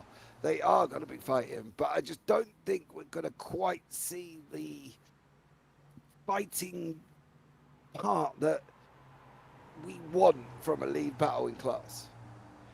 Yeah, well, we saw a clear illustration of what happens when things go wrong with that Sven Demel incident, didn't we, with Justin Delano? So these guys very much, you know, just holding station for the time being and just trying to run as close as they can, put pressure onto one another. With I think actually Dopart is the only one that's just sort of leaving a little bit of gap just in case something happens in front of him. But yeah, Downing looking that little bit closer now, forcing Cranston to get defensive into the Shell Oils corner there. And this is good. Downing trying to get a really good run as they go through Britain's and onto Hilltop. Yeah, he's going to try now. Downing's going to get the run, surely. He's got to have a look. The problem is they're so evenly paced. There's just nowhere for him to go. Again, he's going to try around the outside. Cranston's going to cover him off. Jake Cranston goes through, manages to hold it through Knickerbrook. And again, Downing's just got nowhere to go. And that's a continual theme that we seem to have in the Jettas at the moment. I can tell you the Clios have come together. Giovanni Romano and Neil Rocks, their battle started to kick off as well here, Ed, as these guys are fighting out for the lead in the Clios. Yeah, and of course Romano on those fresher tyres, trying to go longer. He can go longer on the field than Neil Rock, so I wonder if Neil is about to head into the pit lane here. And indeed, he's not even going to fight Romano too much, is he? Because he's pulled right to the inside here. That's not necessarily the ideal line, but he breaks late into the final corner here at Lodge Corner. And through Deer Leap they go, and is Romano just going to go up the inside then? As we see somebody leaving the pits in the background then. I think that might have been Andrew J. Sharp, recovering from his messy race 10 laps down. But yeah, Neil Rock's resolutely holding on to the lead then. So it looks like he is trying to stretch the field and do exactly what Romano is doing, because Claessens has significantly undercut both of them, about 12 seconds in arrears now. Yeah, absolutely. Giovanni Romano, Neil Rocks still going here. Romano's not going to sit there for too long. He hasn't got it in him. He just has not got it in him. That's the thing for Romano. He knows he's got the pace, and he has had the pace, hasn't he? Over the races that we've watched, they got the pace. He's got the pace. But I just don't think he's going to sit there. I don't think he wants to sit there very long behind Rocks. I think he needs to be up in front places. Parrish is just going to go and overtake us here. Sven Demel has just started making his way back through the field as well. I believe that was Chase Brown he's just overtaken. It was, yeah. Yeah. So he's used his joker, hasn't he, Sven, to repair that car quickly. And while he's 38 seconds down on the lead, there could still be a second place up here for Sven Demel. Yeah, could well be. Oh, Romano's got him. Yep, there we go. Romano's up the inside of Rocks. I told you we weren't going to sit there long. There was no way in hell. He didn't sit very long in Lebanon, no. did he? Nope. When he got that penalty for speeding in the pits, I think it was. And Yeah, he just chewed his way back up through the podium order. Yeah, he just wanted to get on. He ain't slow, Giovanni Romano. Sven Demel's got Chase Brown in the mix. We've got Tyler Agostino. He's got Brooke Clayton up the road with Ron Wolf, Schwarzenstreiber, Crawford. Now still not being chased down. Fox can't get any closer. So these guys are still continuing on there. Action all the way, and I still feel we're in for more, and I still feel there's fireworks to come from the Jettas. I don't know why. I just feel we're at a boiling point at the moment. Yeah, Jake Cranston doing too tidy a job. But yeah, the Jettas do create a significant hole in the air for one another to draft each other down the straights, and that is keeping Downing, Agard, Mantiveld and Dopart very much in play at the moment. And Downing, you can tell, starting to get that little bit closer to Cranston, because he knows if he can clear him, then he's going to be safe from Agard for a little bit at least. So there's a little bit of pressure here on Downing to try and make a move happen here, but Cranston is just matched him blow for blow in this little boxing fight that's been going on. I don't usually see 5 people in a boxing ring, but but we can see that at Oulton Park, of course. But yeah, it depends. Oh, Pearson. No. Turn 1. Back end's coming round. Oh, nope. Just off track from mine. Oh, Jack Johns, he's had a terrible night. Cascades he goes. Round he comes, on the grass. Where are you going? The track goes left, Jake. Jake, stop. Oh, Jack. Hit the one tyre barrier in the middle of nowhere there, and it's completely ruined the engine. Yeah, there we go. Jack Johns, I think, is done. So there we go. I wouldn't say it's Jack Johns' finest moment, that. As we see. Ooh. Agostino and Clayton squabbling there. Is that Clayton going into the pits, actually, in the GR86? I don't know how much Jack Johns actually meant what he just did there, because there was no evasive turning left away from that tyre barrier. So maybe he was another one that gave it up, and that's about it for Jack Johns. Cranston, Downing, well, they're still going. Come on, boys, give me something. Firework it up. As the Jettas just don't want to move, do they? They've got the 86s coming through now. Right, Chevalier there. But yeah, I'm waiting for the sparks. Waiting for the sparks. Cranston isn't here to entertain you. He's here to win this race, James. I know, but I want entertaining. I want that gladiator moment. I want that. Are you not entertained? Come on. Been doing a good defensive drive so far, but yeah, I agree. I think Downing's been a little bit he hasn't tried to risk absolutely everything, especially with these Mustangs and GR86s lapping them right now. And is that the race leader, Parrish, just negotiating them again? But we're hearing also from somebody in the YouTube chat that Jack had serious issues with his rig last I heard. I think he went for the barrier because the brake seized is what we're hearing. So, yeah, Oh, no okay. brakes, but it doesn't quite explain the steering deliberately into the, Well, the if steering it's- must have gone as well. Yeah, I suppose if he's got no brakes, he would therefore be thinking, right, how can I avoid going that? Because if he goes past that tyre barrier, he does a little jump over a little hop, and he ends up on the other side of the circuit on incoming traffic. All these people running up there through the hilltop would see a flying Jetta coming over the top of them. So I suppose he's got to aim for something if he can't stop the car in general. Yeah, looks like Harry Fox in the pits in the GR86s now. So Ryan Chevalier retakes the lead of that class.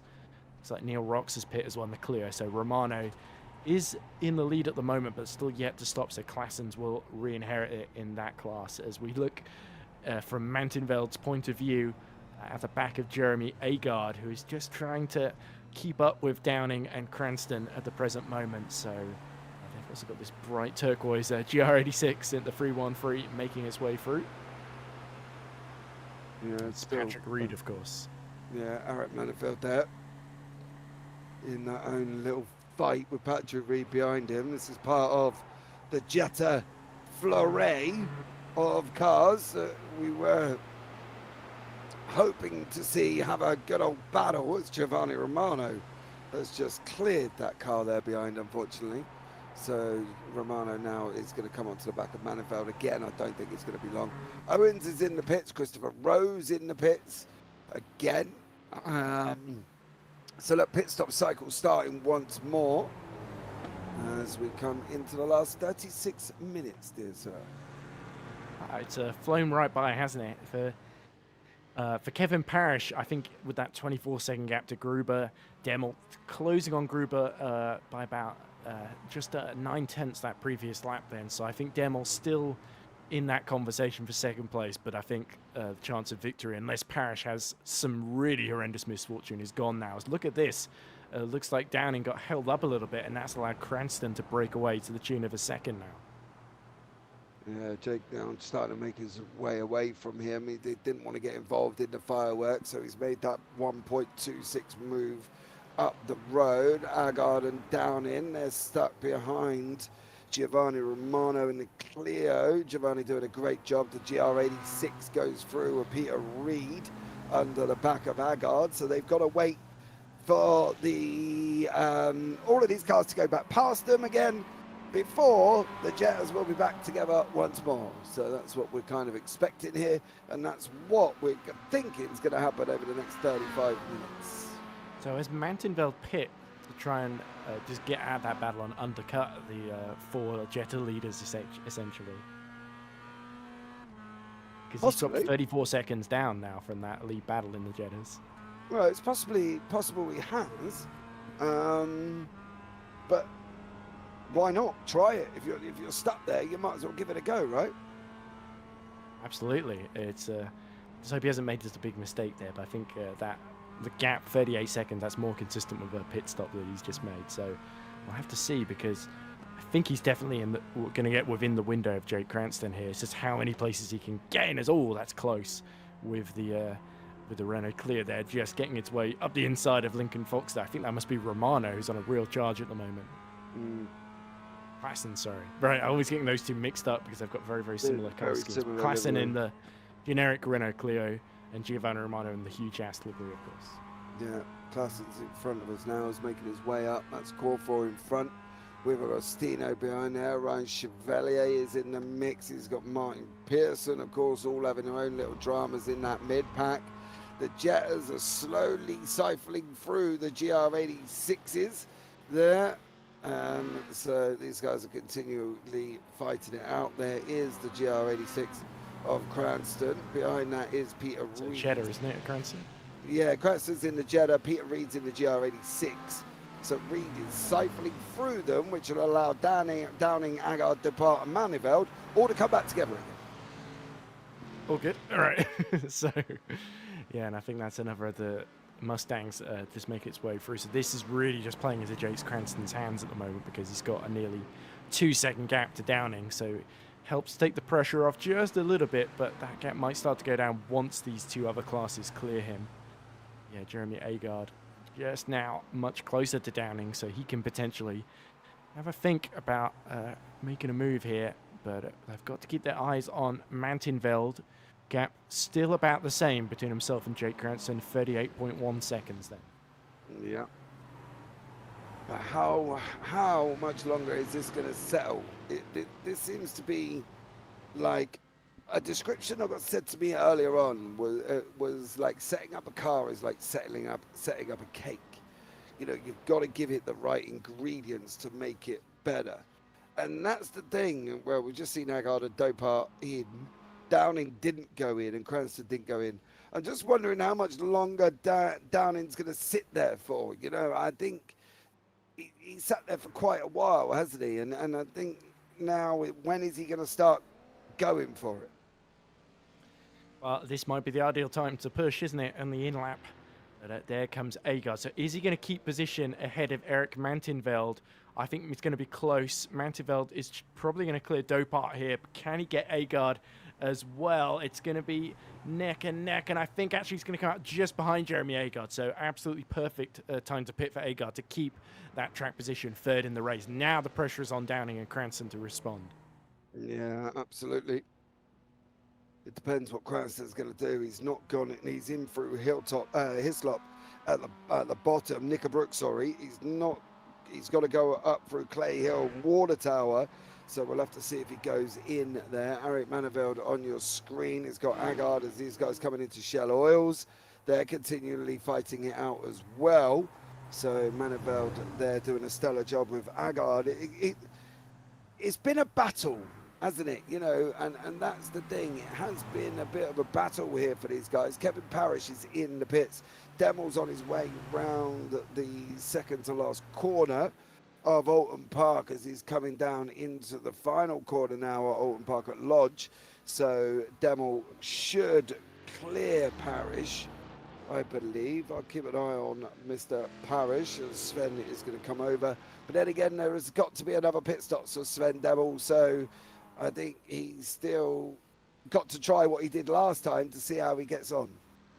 Yeah, but that having to pit for repairs there, and that unscheduled stop, that's really thrown any strategy that Sven Demel would have had kind of out the window, because the Mustang fuel tank's just not big enough to do just under, 35 minutes when he pit. So, yeah, it's going to be a bit of an uphill battle now. His real fight's here with Chase Brown at this moment in time. So we see Downing and Cranston leave together from the pit exit, and they are just going to stay ahead of Jeremy Agard, both of them. Yeah. Agard now with Maniveld right up behind him. There is Cranston in front of us. So the little Jettas have started to spread out a little bit. Maniveld and Agard are probably closest ones. Surprisingly enough, there's only really two battles on the track. Maniveld and Agard. And then you've got Brooks Clayton with Swatzenstruber in further up. That's kind of it, which out of a field this size, you would be very surprised that was the only thing that's happening. Well, we are nearly 2/3 of the way through a 100-minute race then, James. So it's not too surprised they've got a little bit more spread out. But look at this, Swatzenstruber holding on to third position now on the defensive from Clayton as they are fighting away with the Mustang, which gets up the inside of both of them. I think that must be... There's that Chase Brown or Gruber just getting through, and that delays Swatzenstruber. So Brooks Clayton will try and sweep around the outside. He's going to have the inside through Clay Hill, Water Tower, and Druids. Then can that purple GR86 make it through? No, didn't quite have the run he needed. So Swatzenstruber holds firm. Yeah, he couldn't there. Just couldn't make it through. Coming down now to the final corner. Once more, we're breaking into that final 30 minutes. This is it now, where your bums are numb, your palms are sweaty, your elbows are weak. Can you do any more about it? Well, you've just got to kind of suck it up and think, what am I racing for? And for Swatson, Struber and Clayton, it's a podium in the GR86s. That's what they're racing for at the moment. And that is what they're going to carry on scrapping for here once again. Pearson and Owens and, oh no, Ben Halloran. Oh, that's all He's wrong. just spun it completely on his own as well. Yeah, that's all wrong there. Coming out of Lodge, got it wrong, and that was it. So not good for Halloran. You have to keep going back there as well. Keep an eye on what's happening in and around. It's dying down, getting a bit quiet with 28 minutes remaining. Yeah, Demel's certainly trying to extend this stint again for as long as he can after his repairs, but Swatson Truber trying to clear Mantenveld in the Jetta here, and this is crucial in order to stop any further attacks from Clayton to get as many Jettas in between himself and the man in 4th place in the GR86 class. Yeah, he's going to need to, but the problem is Clayton's not going to take it very long. Brooks Clayton isn't going to hold on very long here. I can tell you that much. If he wants to, he needs to clear that car behind. He needs to clear Manivelle to make sure Swatson Struber does not get very far away, because otherwise he knows that in the next 27 minutes it's going to be tough for him to catch up with him. So he's got to stay with him, and he's got to make the move. It's kind of the same as Demo and Parrish when they're going through traffic. He needs to be there every single time.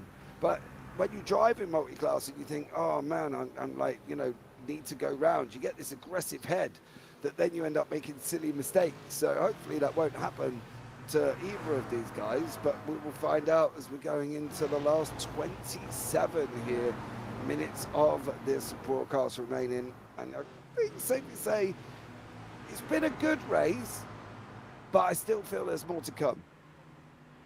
Yeah, certainly the Jettas have been a little bit quieter than they were in Lebanon.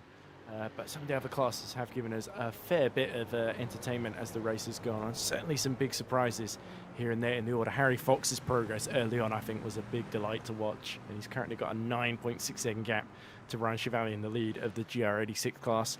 We've still got Lincoln Fox keeping Richard Corfor very, very honest to the tune of 9/10 of a second, as now we see Swatson Trooper going around the outside of, I believe that's Downing. He's just gotten through.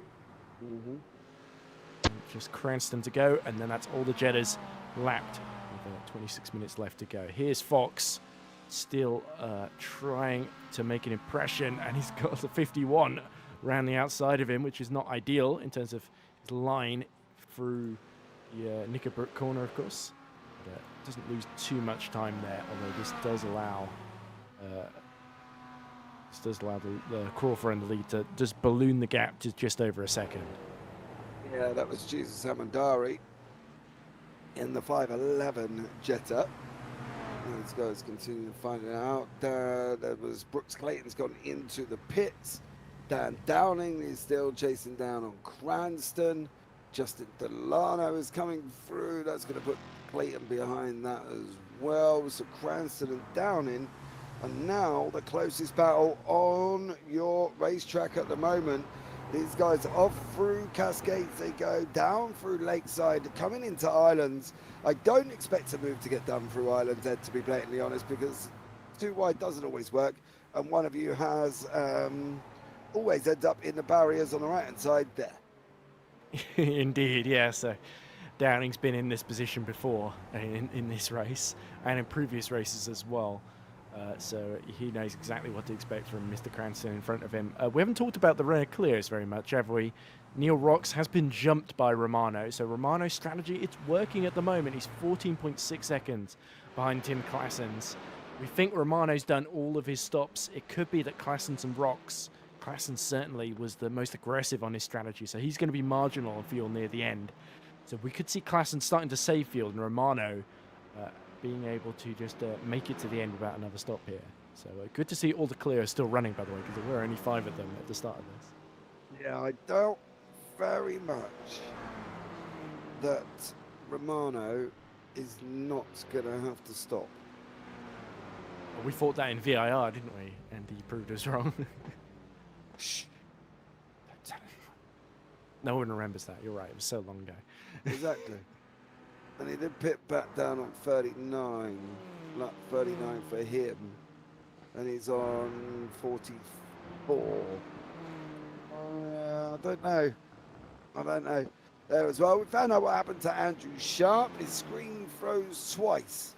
So that was why the sudden stops that Sharp had taken there. So I apologise to Harry Fox for the sprint race start if his screen had froze. So that's fair enough from Andrew Sharp. Again, we did kind of say it looked technical, and I think that was what it was tonight. It was technical for Andrew Sharp. Yeah, it's certainly a big shame for him after some very, very strong performances this season and a bit of bad luck creeping in for Andrew J. Sharp then. But I'm sure we'll see him back at the next round in 2 weeks' time, fighting for victory once more. And hopefully the screen freezes stay away. It's an ever-present problem with sim racing where the connection's just a little bit bad. You get one screen freeze at the worst part of the track and suddenly you're in the wall. So yeah, it can make you look very silly from the outside, but from the inside, it's nothing the driver can really do to prevent that situation. As we see, is that Chris Sewell passing Ben Halloran in the Mazdas? So it looks like Ben Halloran in more trouble then. Yeah, Jeremy Agard on your screen with Cranston and Downing. Again, these guys not far apart. Ben Halloran in the right-hand side, in the left-hand side. He's going to come off the curb. He's going to put too much power down. He's going to pirouette off onto that and then into the barrier. There we go. Yeah, I think that's not the first time we've seen him lose it there as well. No, and the problem is that's the only thing you can do coming off that corner. That's the only thing. Generally, when you come out of Lodge, that's the only thing most people do. Put the power down too early, hit the curb on the outside, spin round, hit the barrier. You very rarely, unless they're side by side, you very rarely see people go off to the left-hand side of that corner. It is always spin, end up on the right. Yeah, absolutely. That's the way it goes. Schwarzentrooper has set a lap 8 tenths quicker than Ryan Chevalier. He's all over the back of him, and that battle for second in the GR86s. So Schwarzentrooper continuing his amazing progress through the order. Oh no, I think my timing screen must be acting up there because it was a. You certainly lapped 8 tenths of a second faster, but Ryan Chevalier nowhere to be seen apparently. So he must have a bigger gap than I thought. Yeah, Chevalier's Harry Potter. He's on a broom as well. He's up above him. But we have got Lincoln Fox and Richard Corpo scrapping it out. It's 14 seconds ahead, sorry. Yeah. Matty Cridland and Martin Pearson, they're from Clios and MX-5s. They're having a little ding-dong. But let's stay on the Richard battle here with Lincoln. Lincoln's never really got close enough, has he? He's been teetering on the airs and teetering on the side, but he's never got close enough to Richard in front of him to have a good old bash, you know what I mean? Yeah, more of a thinking Lincoln than a man of action here at the moment. But Crawford has not really given too many mistakes or opportunities ever since he wasn't it early on that Crawford dived up the inside at a Lodge corner, and he's not really had to look back too much. But Fox has had slightly better pace, 3 tenths quicker the previous lap then. So Lincoln Fox might just be starting to get the charge on with 20 minutes left to go in the race. Yes, we'll have to see how this one. Okay, James, you sound catatonic. No, I'm all right. Do you know when you're trying to think of something? I was trying to think of something, and then I was looking down through the list and thinking, right, where is Delano going to be in conjunction with this? Because he's now back up with Brooks Clayton, and then I was trying to do some maths in my head, and then you threw it to me, and I was still in my maths mode. So, yeah, I was still thinking about that. So yeah, Delano's right behind Brooks Clayton at the moment. Yeah, they are. They're back together again in the GR86s. But now, as I say about Fox not getting near him, he gets near Corfor. But Delano and Clayton are continuing. There is now. Look, Fox has got right near Richard. That's Belt right in front of them. So this is going to be a bit awkward down the hilltop. They go towards Knickerbrook. Lincoln Fox, he's going to pick the outside here, but is he going to be able to clear Maninfeld in time as Delano gets past Clayton for 5th behind? So Fox is going to lose time here.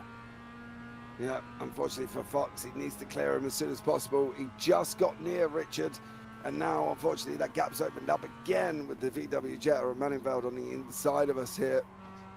VW he Jetta does- on the inside. I've seen this Yeah, before, it James. does, Does not end yeah. well.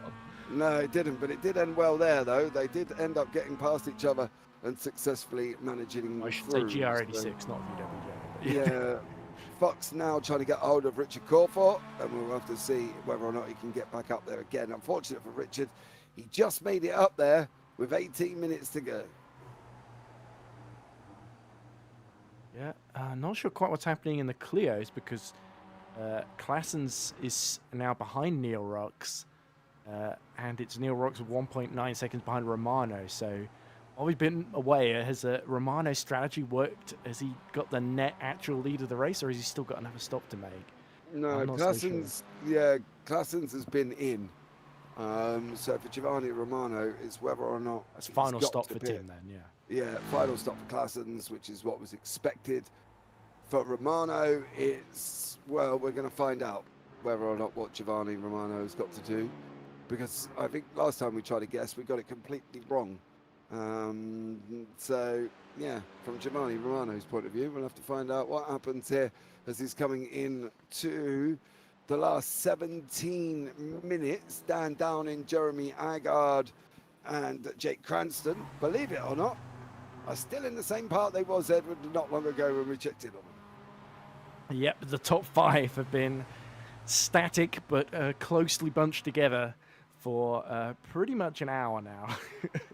And there's still nothing to separate. It's brilliant to watch them all so close together and none of them breaking or making any mistake. I think that's absolutely fair, especially with this top three of Cranston, Downing and Agard have really just pushed these Jettas to that absolute limit, but not beyond yet. We still got 70 minutes to go, but Jake Cranston just hasn't put a foot wrong in this race despite everything that Downing and Agard has thrown at him. And he's still one of the very few people not to lose or gain a position. There's a lot more now because obviously people are starting to fight him back, but Cranston, Dopart, still, Matty Quidlan, Justin Delano, Tyler Augustino, and George Gruber. So the list is getting a little bit longer of the people that started and are likely to finish in the place that they are in at this moment in time. But Cranston, Downing, and Agard. Now this is where we say that these guys don't look like they've been fighting loads. But I bet you if I spoke to Downing after this, he was like, "Oh mate, I'm battling my heart out. I was trying to get near him as much as I could." Through turn one, I thought he was going off the road. They just about kept it on the island. But yeah, he's getting a little bit more aggressive, a little bit more grass cutting, just a little bit of pushing each other out to the sides here as Downey's going to try and go around the outside then at Knickerbrook. But unfortunately, he's going to have to do a little bit more overlap than that. Surely as Cranston goes well over the curb. Wow, and they're side by side, James. Side by side up through the hill, down in that gold. Is he going to be able to make it go through? Cranston's on the inside, 504, 504 and 505. And Cranston still manages to hold on to it. He goes defensive. Downing's coming at him again. Richard Corfort's got nowhere to go, dear sir. You're going to have to hold on. These guys are... Oh, as Jake there just had a little bit of a puff. Now he's back. Corfort has made it through. Fox is going to make it through, and that allows Lincoln Fox and Corfort, who inadvertently puts himself in between them there, and Fox is now trying to chase them, Richard Corfort, but that came, it puffed and it went again. So yeah, you saw Downing had to back right out at Lodge Corner there to let the two MX-5 leaders through, didn't he? But he's going to get his own back once Cranston is Spencer by these two, and look at how much Lincoln Fox and Jeremy Agar both pushing a little bit off track there as they try and get the respective lead of their classes, but Fox closer than he's ever been before to the back of Richard Corfort as they approach Shell Oil's corner. Yeah, Fox has now got his opportunity. Can he make it? He's been after this for pretty much the last hour and 15 minutes already. Can he now try and get through him finally, or is he just going to be sat there again waiting and waiting and waiting, and I don't know if he's going to get there.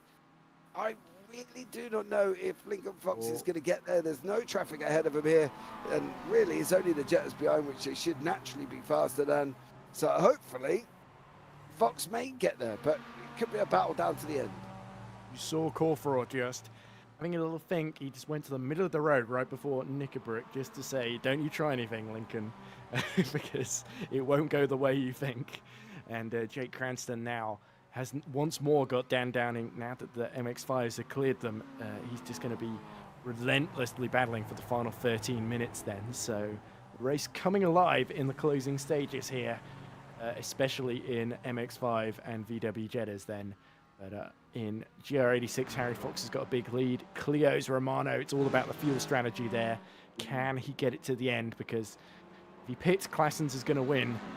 But if he keeps it out here, he might be able to hold him off. If he could just lift and coast enough and get that fuel to the end. Well, that's going to be the thing, isn't it? Is whether or not Romano has got the gas in the machine to get in there. 30 minutes is a long way to go, I think, especially as Claessens has pitted. Rock's also looking at the stats here as well.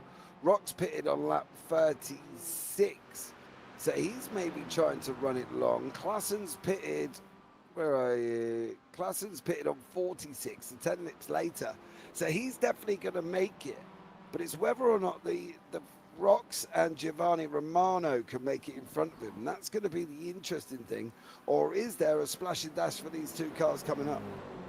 I think Romano might be able to pull this one off there. I'm feeling a little bit more shaky about Neil Rox, though. It could be quite the effort if he can pull it off, and especially because he's got Claessens closing on him already. So it's going to be close near the end, that's for sure. The thing, Rox staying out could really help Romano as well. I agree. However, for Giovanni Romano, who's got Ryan Chevalier, going to push him along in the GR86 there, and also the wonderful MX-5 further back. That is currently Christopher Rowe, who we've not really spoke about in the MX-5, but there goes Ryan Chevalier, all done over Giovanni Romano. Job done. GR86 battle is still looming on. Delano and obviously Clayton, they're side by side as they go down Deer Leap, and Clayton has managed to stay where he is in front of Delano. But yeah, for Giovanni Romano, I think going forward, I still think there's got to be a pit stop in there.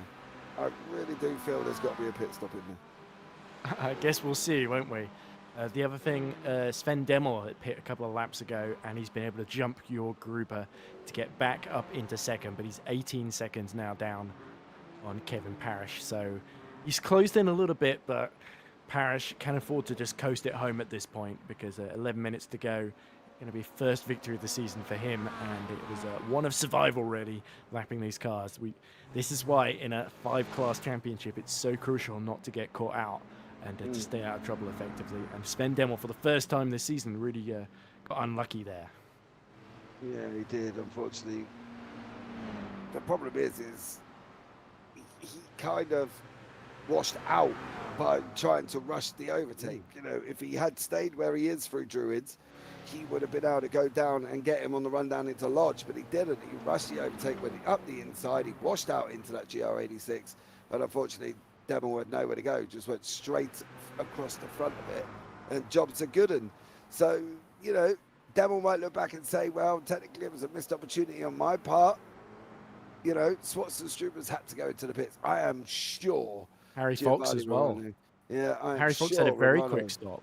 I wonder if that was a drive-through maybe, because that's given Chevalier a 9-second lead. Well, did he stop in the pit box? That would be the question for Harry Fox. He did. He stopped for 9 seconds, so there was a splash and dash involved in that. Yeah, somewhere. Definitely. So the GR86s are a bit marginal as well then. So Chevalier could be under pressure here to make another stop. Yeah, so could Agostino as well. Lincoln Fox, Richard Corfor still close together on the track as Harry Fox there, the GR86 gets passed over. But this is Fox. He's been trying for the whole race. Can he do it in the last 9 minutes? He's got him to himself, hasn't he? So there's not too much lap traffic to contest with, although I think actually it sort of ended up hurting Lincoln Fox more, because Corfraw would usually clear it first, and then Fox just be held up by it. So unless it was a whole train of Jettas, essentially, like we saw with Cranston, Downing, and Agard, who are still nose to tail, by the way. Dan Downing only 2 tenths behind. Was that a little mistake, actually, from Corforoff through Knickerbrook? He just went a little bit off track with left-hand wheels. And that's going to hurt his momentum ever so slightly. So Lincoln Fox is eyes on stalk. The win up for grabs, if only he can find a way past.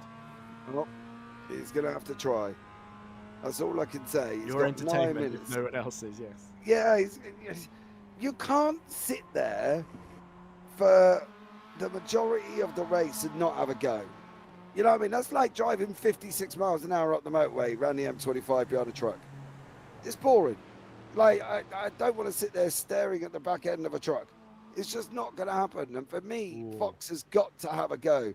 Downing, Cranston, Agard have all got to have a go. But these guys are not going to get that opportunity because Swatson, Struber, and I believe This that's is bad for Sven Swatson, Struber, isn't Demmel. it? That could be Sven Demmel. It's not Sven Demmel, so it must be Austin Tucker is in the mix as well. So unfortunately, I think the Jettas are going to do what they do normally, siphon the guys through them, and then they resume their battle again.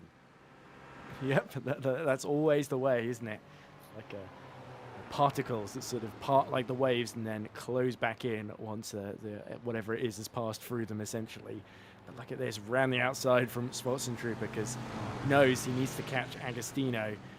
But after that pit stop, he's a long way down on the leaders, isn't he? So it's looking difficult for Swatson Trooper. He's just come out in a bad part of traffic, isn't he? Yeah, he has, and he's got to try and make his way through it. That's the problem. And obviously with these guys in and around him, he should get him down here. He does. The Jettas are now close together. Tucker has now just separated them again, unfortunately. For Downing badly held up there. Here comes Agard. Yeah, Agard's going to have a go. Agard got the run up the hill. Now he's going to try the outside on the entrance into Druids. That's going to give him the inside. Is he going to give Downing the room? Well, Downing gave him the room, and unfortunately for Downing, he's not done yet, though. Agard, he's not going to get it. I think. How late on the brakes he is. It's got to be late, yeah. Oh, through Lodge Corner they go, and again, round the outside goes Agard off track as they go onto Deer Leap then. So they're still going to be side by side as they cross the start-finish line. This is the battle for second then. Can Jeremy Agard hold on round the outside then into Old Hall Corner, or is Dan Downing going to sweep back to the inside and get that second place? But while these two fight, Jake Cranston makes off 1.85 seconds in the lead. Yeah, he's taking the opportunity as Cranston to escape as Downing and Agard come battling away. This is why they didn't fight earlier in the race, isn't it? Yeah. This is exactly what would happen. Yeah, Cranston would say, see you later. They needed to be fighting with Jake Cranston. That was the problem, and Cranston's now opened up and cleared off. So he's had to go, and he's gone now. So these guys have got to try and not fight again, and they've got to make sure that they can close that gap. Fox and Corporal still together. Delano and Clayton still together. Agard and Downing are still together. Nobody's having a go at each other currently as we're into the last 5 minutes. So Neil Rocks has had to make that pit stop then, so that's dropped him to third behind Tim. So Tim Claessens has got him essentially. And he's got a 4.7 second gap now to Romano. So Romano, he has been lapping 9 tenths slower than Tim Claessens then with 5 minutes left to go. You've got to say it's nip and tuck. Romano might be able to get to the end, but he's not going quickly enough, I think, to hold off Tim Claessens. Yeah. Has Romano saved enough fuel? Has Romano saved enough fuel?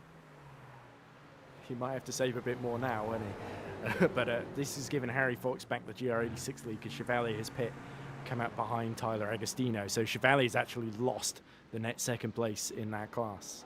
Yeah, that should allow Harry Fox to take the victory in the GR86s. How far? Romano has got literally about 4.6 seconds of a lead over Tim Claessens in the Clios. That's going to be very interesting. Cranstone, Downing and Agard are still together, but here comes the battle of Delano and Clayton now. So they're going to get themselves involved here, and these poor Jettas have just not had time to battle. Yeah, while this is all going on, Fox is two tenths, 1/10 behind Richard Corfor at points. So he's absolutely pushing to try and get past. He was 2/10 quicker the previous lap. Here they are. Is he going to make a move into Knickerbrook? He is. Here we go. Got the inside line, and Lincoln Fox takes the MX-5 lead with 3.5 minutes left to go. Then fabulous move there, judged very, very well. Yeah, Lincoln Fox finally took his opportunity there. He took his moment.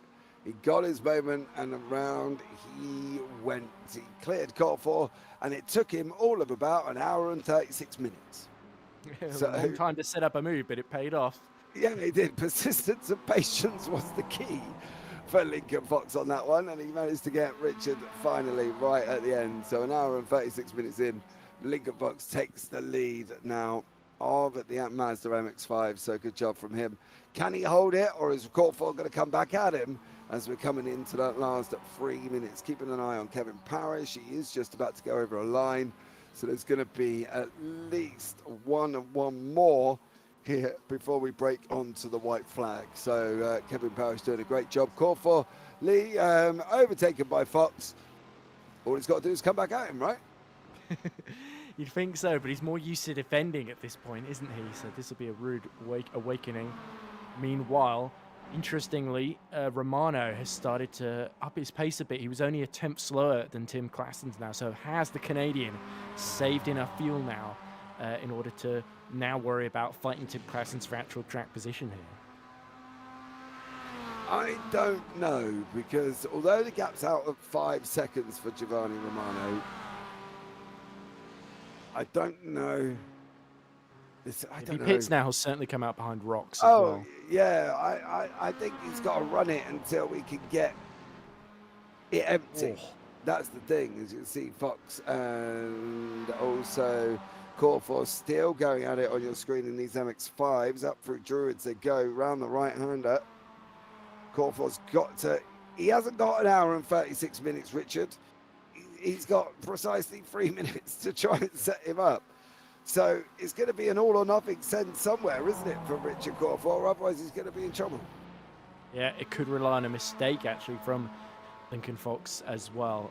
Knickerbrook, this seems like a really tough corner for the MX-5s because they're always sort of dipping wheels off track as well because they have to carry so much speed through there, and they're only just about able to hold on with these fast corners. But yes, maximum pressure on Lincoln Fox now. He's no longer the hunter, he's the hunted.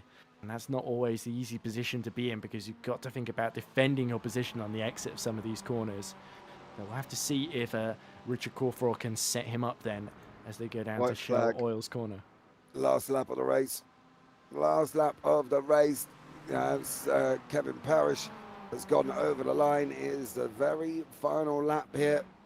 And obviously these guys are going to have one more because they're in front. Unless Parrish comes around and laps them on his last lap, they won't have that opportunity. So it depends on where Parrish is. Well, he's just gone around Shell Oil, so he's not a million miles away from these two. It's whether or not these two are going to get over the line to preserve and have one more lap, or if they get overtaken, they're not going to have that opportunity. So it's vitally important for Corfor. Look at Corfor. He's getting brave. He's getting brave. He's trying. I think he even knows that Parrish is coming, and he knows that he's going to take a lap away from him if he laps them. And that's the thing. For him, he needs this extra lap to have a go at Fox. Yeah, because he just definitely needs to get it. Otherwise, he's going to get lapped and not have it. I think he might be all right. I don't think Parrish is going to get there. So these guys coming off through Deer Leap here for the final time for these guys. Oh, off track.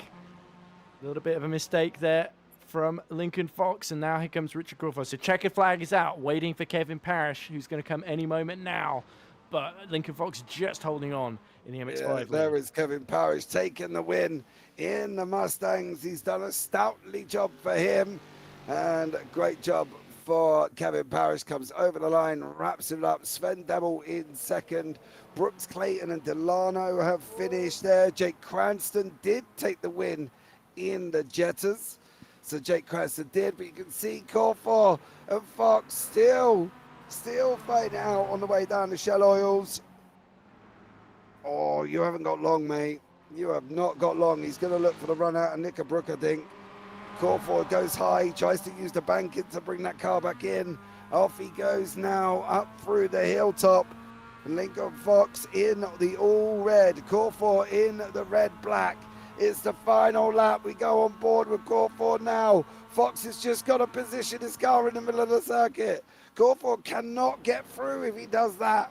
Round the bottom end of the racetrack, round Knickerbrook they go, up into Clay Hill, up into the water tower. And now it's all about what Crawford can do. He hasn't got long, mind you. Fox has taken the victory in the GR86s. Romano's taken it in the Clios. Fox is round. They're going to be too wide. It's going to be a run down to the line. The door banging on the way down. Oh, here we go into Druids. I tell you what, Lincoln Fox could be really fruity here and just hang out. Around the outside and they hit. There's contact. The contact is going to get run down to the line. Who's going to get it? Is it going to be Fox? I think Fox. Fox has got it. Oh my goodness. Wow. He did get it. Lincoln Fox on the line. Like 4 thousandths of a second, or 400ths of a second, I should say, between them there. But yeah, Lincoln Fox holding on by the skin of his teeth there. So Richard Crawford will be a little bit annoyed with the contact right at the end, but I think. Oh, you can't be annoyed with that. No. Jesus Christ, you can't be annoyed with that. That was just close racing. Here we go. The results in the Mustang. Kevin Parrish is your winner. Sven Demmel in second. George Gruber in third. Then you got Chase Brown, Austin Tucker, and Ron Wolf. Moving on to the Clio, Giovanni Romano, fuel saving extraordinaire, takes the victory again with Tim Classens in second, Neil Rocks in third, Jellyfish Stratton and Matty Cridland in the final 5th spot. Moving on, Toyota GR86's Harry Fox took the victory. Tyler Agostino is in second. Adam Swatson-Struber in third. Ryan Chevalier loses out due to a late pit stop. Clayton did finish in front of Delano finally with Patrick Reed, and obviously Andrew Sharp non-finishing, as we know. He had some screen freezes. Moving on from that one, MX-5's Lincoln Fox and Richard Crawford come over the line, literally 2 tenths apart. I think it was actually closer than that one, to be honest. Martin Pearson lapped down. Miles Owens did finish. Well done, Miles. Christopher Rowe, Chris Searle is 3 laps down. Ben Halloran didn't finish. Alex Marsh King, Nordic Colin Weiss finished there either. Now, one more to go. Jake Cranston and in the Jettas. Cranston takes the victory. Dan Downing in second. Jeremy Haggard in third. Patrick Depart, Eric Manifield, Jesus Amandari, Jack Johns and Carl Ridley did not finish the race. So some great action all the way through the field, I think we can safely say. But the MX-5's delivering right at the end there. And we can have a chat now with Kevin Parrish, who is your winner of the Mustangs. Great early fight with Sven Demmel. It all come down to the pit stops. And, well, he definitely got it right. Kevin there taking the victory. Kevin, welcome in, buddy. Hey, guys. Thanks for having me. Yeah, that was a fantastic race at the start. Unfortunately, it looks like traffic played a pretty significant role there. But, hey, I mean, great battle. Yeah, it was. Now, the problem with the traffic, right, we've had a debate about this up here in the booth, which shouldn't be a surprise, to be blatantly honest. Demmel tried to tighten up Druids. The problem was the GR86 was on the outside, couldn't go anymore. Demmel washed out and unfortunately just went straight across the nose. The 86 had nowhere to go. So, you know, it was 6 of one, half of the other for you, though. That made your second half of the race quite easy. Yeah. Definitely allowed me to relax a little bit. It wasn't completely done though, since his incident was so close to the pit lane. He was able to crawl it in there and get that quick repair without losing a whole ton of time. So there was always still the potential for some more drama coming on. Yeah, there was, but you ended up finishing in front of him by about 15 seconds. So that's a comfortable gap, isn't it, really, when you think about it? Going into the final round, how are you at Oschersleben? Do you like the circuit or do you not? Yeah, I'm a fan. I look forward to any track in the Mustang. Honestly, this thing's just a pleasure to drive. It's so much fun. Yeah, it is. I think the Oscherslaben's going to be an interesting circuit, though, mind you. I think that's the thing. But moving forward for you, Kevin, anyone you want to shout out before we let you go? No, just a shout out to the admins. It's been a fantastic league, a fantastic season, and I look forward to continuing. Awesome stuff. Well, Kevin, thank you so much for joining us there, buddy. And look forward to seeing what you can do at Oscherslaben in 2 weeks' time. Thank you. Catch you guys later. See ya. Bye. Well, there you go. Ed, another great evening of racing for us to enjoy up here in the booth. And I think you can safely say this one was probably the tamest, when I was expecting this one to be the most chaotic. Far as some of the drivers are concerned, less chaos is slightly better for them. I think Harry Fox, for instance, did a lot of the work early on. I think in the GR86 is brilliant to see him take that victory. And the VW Jettas, while it was rather calm, Dan Downing did have to do quite a lot of defending near the end. And then MX-5s with Fox and Corfraw, again, a race-long battle, but really was only the beginning and the end where they swapped positions. And then you have the Clios where it was down to the fuel strategy with Romano. I feel quite vindicated that Romano was able to pull it off once more, doing one stop less than Tim Klassen's. It was a rerun of VIR in some ways, but yeah, great comeback from Romano, who extends that points lead. But interesting, Parrish getting the win there in the Mustangs. Puts a little bit of pressure on Sven going into that finale, so we'll see what happens. Yeah, it definitely does. Well, guys, that's going to wrap it up here this evening. Thank you so much for joining us. It's been a great one, as it always is, up here in the JPB booth. And I've been James Parfitt. I've been alongside Edward Hunter here, and we've got Tiemen Claus on the cameras in the background. And as always, guys, take care. Have a great week. And you never know, we might see you on the track sometime. Good night.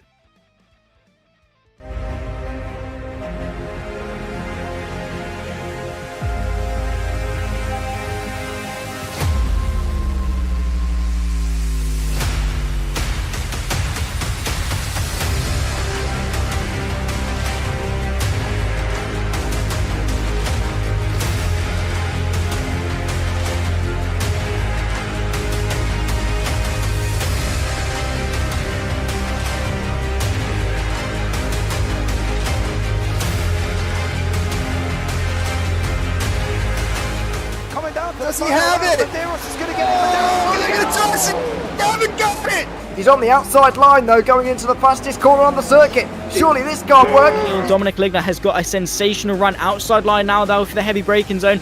Around the outside goes the Audi R8. Look how much Miller's caught back into play. Exactly. Miller's still start trouble. He's not on second and change. All of a sudden, Miller's back in play. Can Barry do it? Big Barry's going to do it. Big Barry!